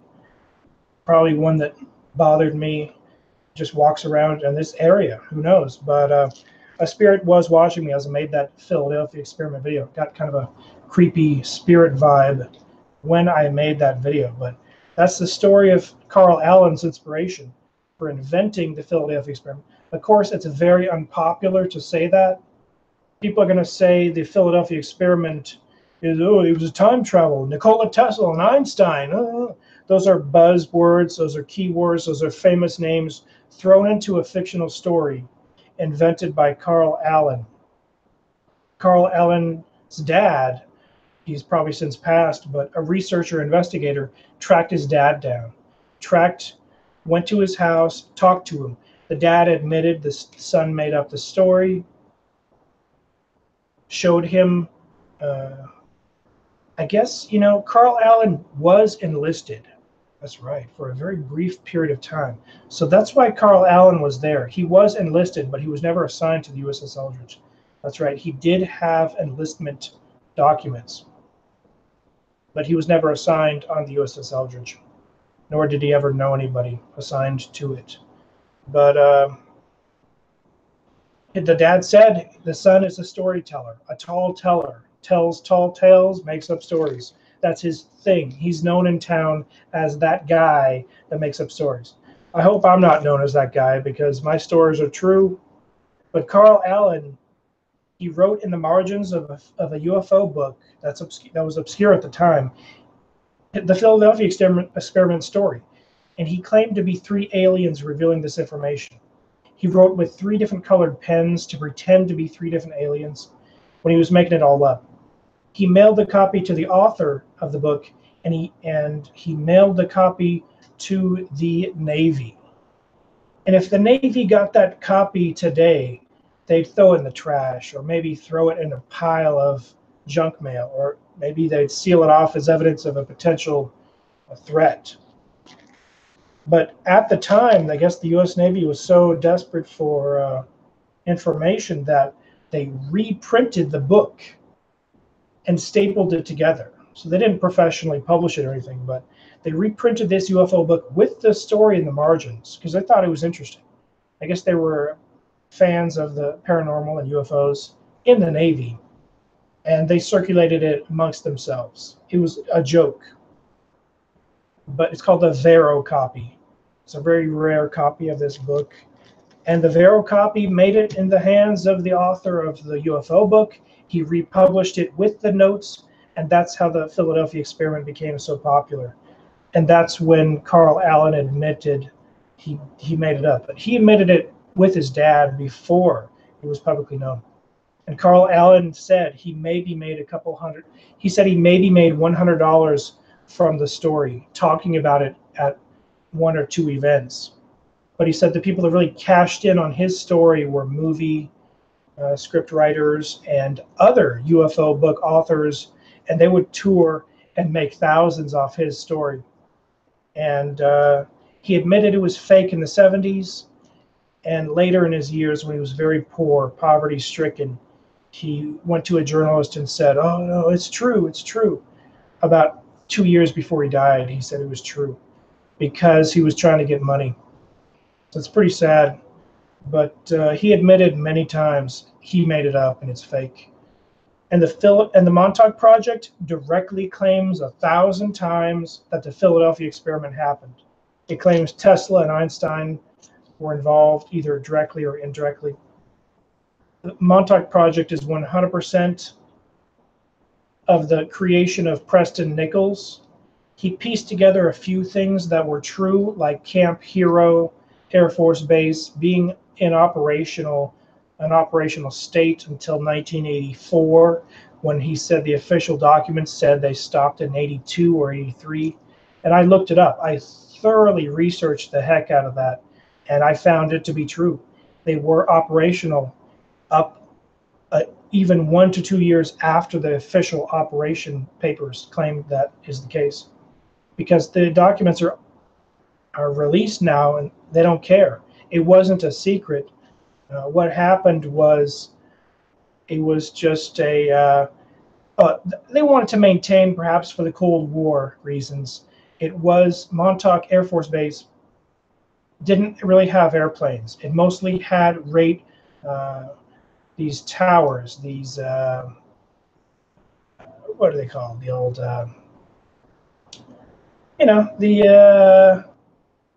the round towers that detect incoming flights. And that's the main purpose for Montauk Air Force Base Camp Hero, is to detect any threat from anything coming from the Atlantic Ocean. It's on the edge of Long Island, the very tip. So it's the first and forefront of a spot where they used to have cannons. They since took all those cannons down, and they still maintain it to an extent. But what the secret is that I found after digging and digging, and not a single Montauk Project expert to this day even knows this, because I've never revealed my source or my documents. but toxic waste was buried in Camp Hero. That's information you've never heard anywhere else and never going to hear anywhere else because no one's researched it except for myself. I found an official government material waste website with a .gov at the end that Camp Hero was officially designated as a toxic waste dump. So a lot of the early scavengers who were going through the tunnels trying to find alien technology or time travel technology, they did see barrels. Occasionally, you can see a few photos of barrels before they sealed it off. Before they sealed it off completely. It's sealed off completely now. But the reason why they sealed it off is because there's freaking toxic waste in those barrels, and it's a hazard to the public. I saw the official website showing the toxic waste storage facilities.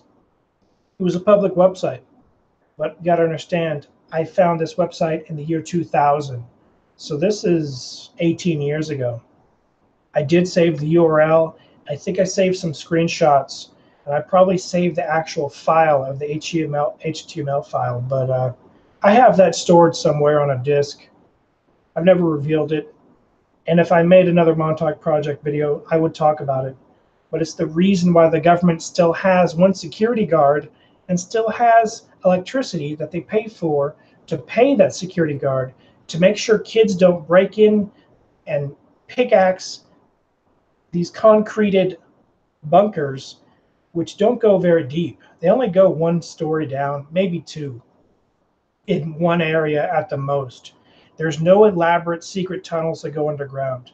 The bedrock and the ocean doesn't allow more than 2 stories, probably not even 1. If it is, it's like 2 for like the base of the radar tower. That's what I meant to say, radar. It's radar defense. So Montauk Camp Hero is radar defense. And I know I go off on tangents, sorry about this. Just wanted to make a cool video for you guys. Camp Hero has toxic waste in the barrels underneath the sealed concrete. So maybe don't look for time travel equipment. You're not going to find any. You're going to find toxic waste, and you might get some serious thing going on. That's why there's a security guard there. He protects anyone from the toxic waste. And perhaps those documents are sealed, but in the year 2000, I found them on a government website. I did an extensive search. We're talking 100 hours of searching. Anything on Montauk Camp Hero 1983, 1984, until I came across that government website. It listed Camp Hero, and it listed material warfare. And when I did a search on material warfare, it specifically said toxic material warfare, some type of super obscure, who knows, might be plutonium, I don't know, but probably not, probably just some type of waste, some type of byproduct. They claimed it was warfare waste byproduct. Whatever it is, I believe it's probably toxic waste.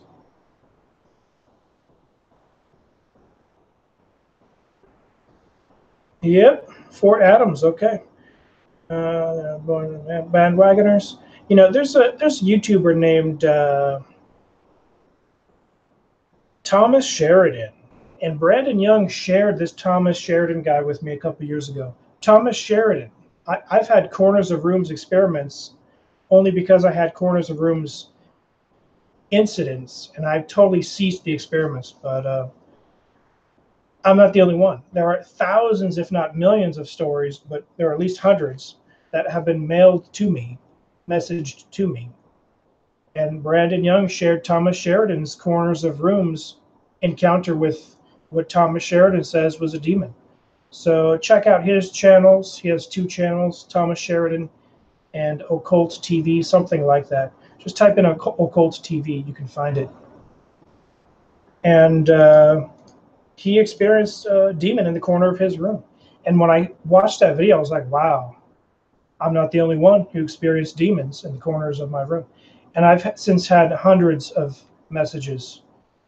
At least a dozen, at least 12 people told me they've had an incident with a spirit in the corner of their room. So it's a legitimate phenomenon. It's real. The potato griller still exists. How much is it? It's like $3.90. It's like $3.29, $3.39. Maybe it's $2.99. It's a lot more than 99 cents. I'll tell you that. But in 2011, it was 99 cents. Yeah, Thomas Sheridan is the real deal, as Brandon Young just said in the chat. I agree. Thomas Sheridan's experiences are real. They're different from mine. They're going to vary a little bit here and there, and his breaking it down is going to vary, but I'd say he has broken it down pretty well. Very few people believe demons exist these days. Very few people. And even if he's a different belief system, as long as we agree demons exist and they do use corners of rooms, that's a huge amount of agreeing. Because I talked about there's no such thing as a poltergeist support group. And I was thinking, what would the reaction to someone be? They might say church. Church is a poltergeist support group. Well, ideally, church would be a poltergeist support group. Ideally. In an ideal situation where people are open-minded enough to at least even take you seriously, church would be a poltergeist support group. But in my personal case, I have not found that to be the case. I've told my stories at a couple churches, only to get basically dirty looks. Basically, you're an idiot. Basically, no thanks. And sometimes, oh, that's interesting. That's cool. Cool story, bro. The best reaction I've gotten was cool story, bro. So you can see why I wouldn't consider a church to be a poltergeist support group. And someone is going to say, oh, but my church is different, man. And I'm sure your church is different. There's a lot of good churches out there. And there's some decent churches out there, and there's some mediocre ones. And Thomas Sheridan, he's totally against organized churches. And I can see why. But this channel doesn't focus on religion. I deleted the video because I broke it up. If I put it back together in one piece, maybe I'll re-upload it. But I basically said this channel doesn't talk about sports, politics, or religion. Most definitely I've talked about religious aspects of spirits, but never saying, Buddhism is what I endorse. Never saying Christianity is my only endorsement. Never saying join this particular denomination, because that's not what this channel's about. Even Muslims who have compared their experiences or their knowledge with mine, with the jinn, I've said, wow, that's cool. I didn't know that they believe in this particular aspect of the jinn. So I'm willingly and openly able to say that this channel is inclusive of any religious belief, any non-religious belief. You're going to see I'll be harshest on atheists. Specifically the die-hard atheists that don't believe spirits exist. I know for a fact spirits exist. A lot of people do. A lot of people know spirits exist. Even atheists, I've received at least 20 to 30, 40 comments from self-proclaimed atheists that say, hey, I'm an atheist and I believe in ghosts. And I'm like, wow, that's great. Then you are an open-minded atheist, so that's good. There's different types. There's agnostic atheists who will have a I don't know perspective. There's going to be die-hard atheists that say they know everything. I would never claim to know everything, but one thing I do know, spirits are real. They're energy beings. They're conscious. They have an independent consciousness. They're sentient beings who can think on their own, but most definitely there are different levels of intelligence. There are ones that order less intelligent ones around. And I believe the 2010 demon ordered these 2011 demons to bother me around. I'm interested in the mechanics, the invisible infrastructure of the universe, how it works. I've found a few clues here and there. I've kept back a few things. I'm going to share with you 2 visions I had during the poltergeist encounter. I actually had 2 visions during it, but I'm sharing that for the book, and I will share it after the book's existence freely in a video. But the reason the 2 visions have to be written down and published first is because I want people to know I'm dead serious about these 2 visions that happened to me.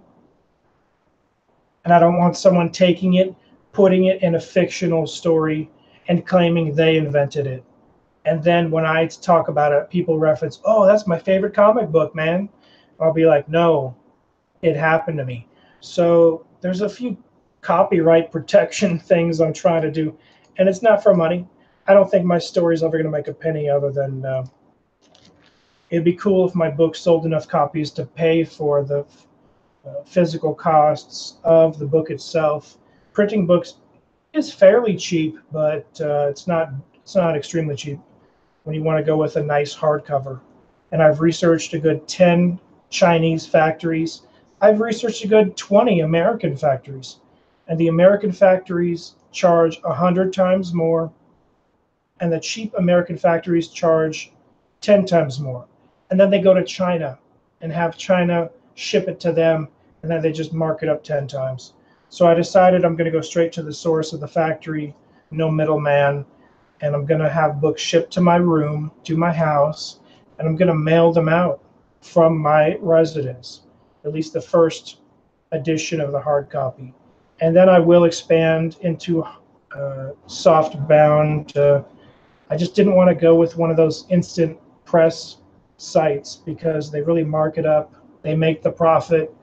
The author makes nothing. And it's not about money. Even if I make 0 pennies and I break even, I'll be content knowing that something physical is left behind. Because there's no guarantee my channel will exist forever. There's a lot of channels that have disappeared off the face of the earth. Even when it's an active channel with millions of views and thousands of subscribers. That could easily happen. We never know. I want a physical existence of my story that people can talk about, anecdotal evidence to a lot of people. But anyone who's researched it, or at least do what you got to do. But I'm genuinely telling you what happened to me. I don't have any incentive or motive other than the truth. And I heard someone say, oh, you're just like John Teeter. You're just making up a story. John Teeter lied about being a time traveler, and you're just lying about a ghost. And that comment kind of hurt my feelings because I know John Teeter to be a freaking scammer. And I was the hoax hunter. I still am the hoax hunter. I bust people that lie because I have a weird justice chip in my brain, if you will. When I see injustice, it really bothers me. I'll tell an injustice story, which is probably going to be unpopular. A couple of years ago, I've told this story before, I think. A couple of years ago, I went to McDonald's with my friend. And the male bathroom had a huge lock on it that said 25 cents or something like that. Maybe it had tokens. And the women's bathroom had no lock, and women were just entering and exiting, no problem. And the men's bathroom had a sign, customers only, And I asked the employee, I said, hey, how come there's a lock on the men's bathroom but not the women's? He's like, I don't know, bro, I just work here. And I said, hey, can I talk to your manager? And I could never get the manager. I could never get him. I think the manager was like hiding behind the buns or something, but the manager probably heard this before. I was going to say, hey, that's a little bit unfair. Put a lock on both doors or take the locks off both doors. I'm really strict in my own mind when it comes to justice. And I would never lie about a story about a poltergeist haunting me, especially in 100 videos spanning many hours talking about it in great detail, elaborate detail. To be honest, I'd rather be dead than lie about my poltergeist encounter in 2011. I'd rather be dead. That's how justice-oriented my mind works. When I see a tiny injustice, I try to get the manager and say, hey, what's going on? I don't go out in the streets and protest too often, and I would say, watch out. Those people that protest, a lot of them get in clashes and fights. Some of them are probably paid to be out there, professional protesters. I don't get really in the protest scene, but I can see why people are motivated by justice. Similar to me, they see an injustice and they want to get out there. They want to have their voice heard on what they believe is wrong in the universe. Even if it disagrees with me, I can see the motivation to want to do that, because I have that exact same motivation. It's what inspired Hoax Hunter and me busting some internet trolls, forum trolls. Yeah, I'm the opposite of John Teeter. And when someone said I'm exactly like John Teeter, it made me, it ticked me off, you know.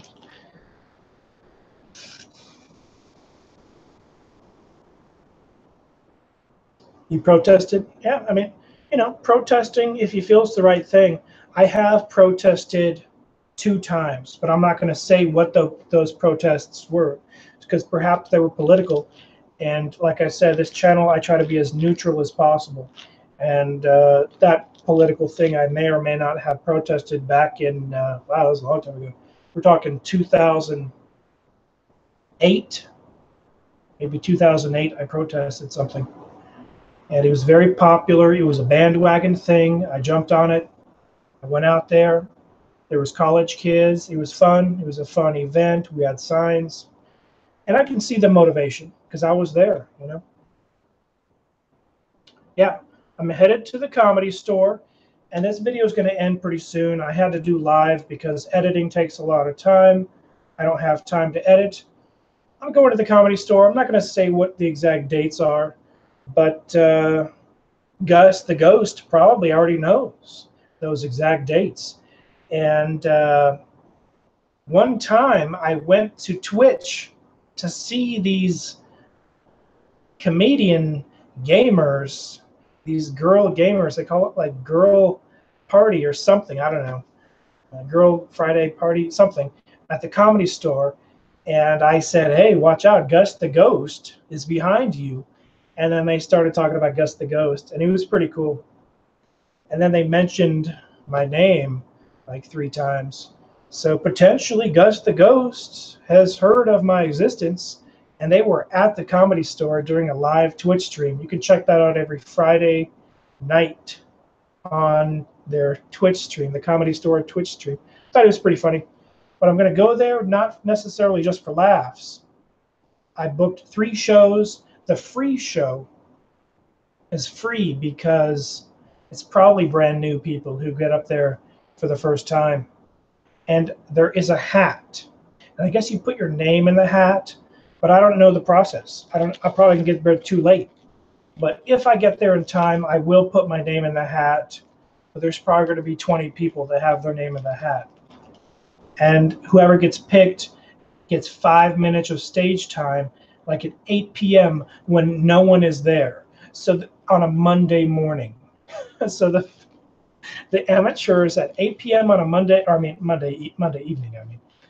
So on Monday evening, it's pretty safe to say very few people are going to be there. So if you bomb, the Comedy Store doesn't care because no one's there. But I'm going to show up for Gus the Ghost. I'm going to try to sense, I do have the ability to sense spirits if they walk through me. And I think if they're even remotely close, maybe 15 feet away, I don't know. But I think everyone can sense if there's something off about a vibe in a room. But specifically, I can sense when a spirit walks through me. And spirits walk through me when they want to gauge information, I think. And if I have any Gus the Ghost experiences, I'm going to document them to the most extreme extent. I'm going to do a sidewalk investigation. I'm going to have the millimeter. I'm going to walk around the sidewalk. I'm going to try to get the shot of the window where Bobby Lee says he saw Gus the Ghost at 3 a.m. So that's when Gus the Ghost shows up, 3 a.m. So that's a problem because the Comedy Store last show ends at 12:30 p.m. or a.m. But I hear when comics drop in at the last second, like Chris Rock and Dave Chappelle dropped in at the last second to the 12:30 show, and the 12:30 show went to 2 a.m. And so I hear that happens fairly regularly, where someone will drop in, time will go over, and the show that goes from 9 p.m. to 12 a.m. sometimes goes to 2 a.m. I just hope it goes to 2 a.m. and I hope I can walk the sidewalk until 3 a.m. even just for getting a night shot. I know spirits are more in. The veil is thinned, Thomas Sheridan said, and many people have said, at 3 and 4 a.m. And that reminds me, my pirate investigation, my pirate house investigation, I'm going back there one more time. And it was about 4 a.m. when I had the footsteps in the grass, which I did videotape, which you can hear. This documentary is coming soon. It's going to be the pinnacle part of the documentary. It actually happened. Probably going to be 2 hours long of me walking around it in the day, at night. The center is going to be the footsteps in the grass. I filmed it. It happened twice within the space of 15 minutes, but I didn't film it the second time. I feel stupid for turning off my camera. See, I'd have my camera on for like an hour straight at this point. And I turned it off occasionally to save on battery space. I didn't have a spare battery at the time, but I do now. I ordered a second battery for both my cameras. So I'm going more prepared, and I've already gone there 3 times, 2 nights, 1 day, exclusively for the documentary investigation. But I've been to the Pirate House a good 7 times. So most of the times I was just showing it to someone or someone showing it to me. But at 4 a.m., I heard the footsteps. I recorded it. And Thomas Sheridan says 4 a.m. is even more thinned veil than even 3 a.m., which I find to be interesting. Usually 3 a.m. is the devil's hour, the witch's hour. Perhaps 4 a.m. is it, according to his research. I think most definitely 2 to 4 is that window, and I hope to capture something. If I don't, no big deal. But I'm going to tell you A to Z if I sensed anything weird. And I'm going to 3 shows with no headliners being named. So likely no famous comedians. If that's the case, if it's someone I've never heard of, I'm probably going to be more paying attention to Gus the Ghost existence than what's on stage. But I'm definitely there for the comedy as well. And I have to buy 2 drinks per show. That's $60 worth of drinks I have to buy. But I'm buying soda. And I'm buying soda for a specific reason. Because there's a guy that said he went there and he bought alcohol. And when he got to the cash register, it said double, double, double. Like he got like a double shot of vodka when he only asked for a single shot. And they charged him double. And he probably had to walk out of there paying $100 or something. So that's why I'm going to order soda. Also to be alert and notice Gus the Ghost, not from any side effects of potentially being buzzed. So I'm not going to be buzzed, except possibly by a buzzing from a spirit Gus the Ghost. So I got to go now. This is probably a long video, but I will have to get on the road. I'm getting on the road, literally.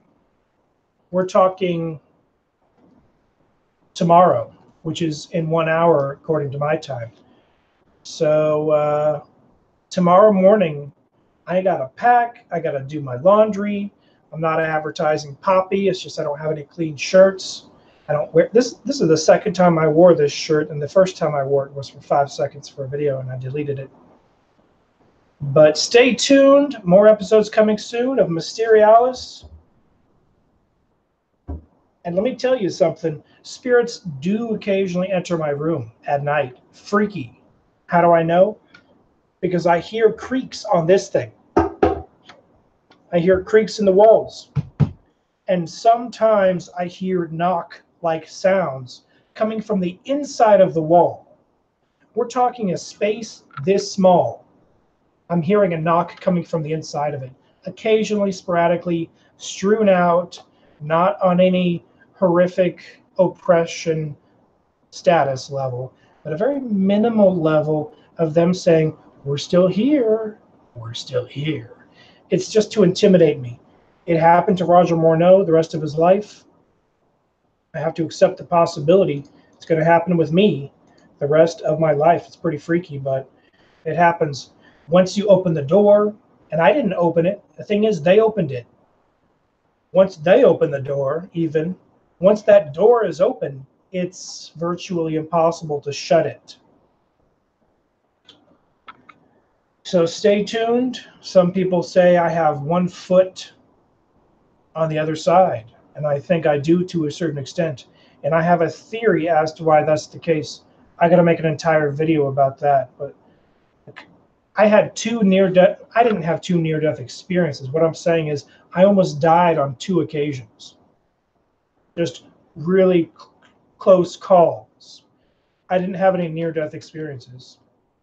One involved me staying awake the whole time.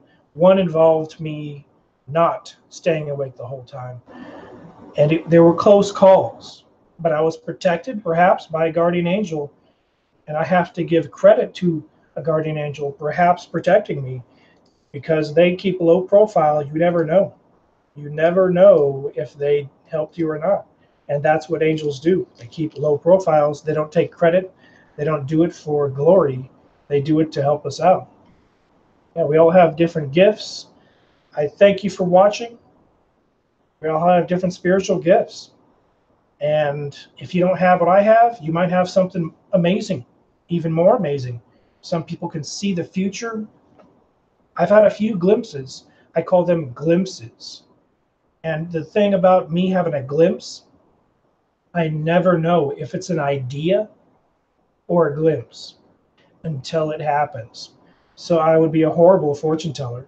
I would be a horrible fortune reader, because I wouldn't know if I was making it up as an idea or it being an actual glimpse. I would never know until after the fact. That might be one reason psychics can't help you out too often. Maybe they can't know until after the fact either. But stay tuned. I thank you for watching. This has been John Razimus with Mysterialis. Me seeing you.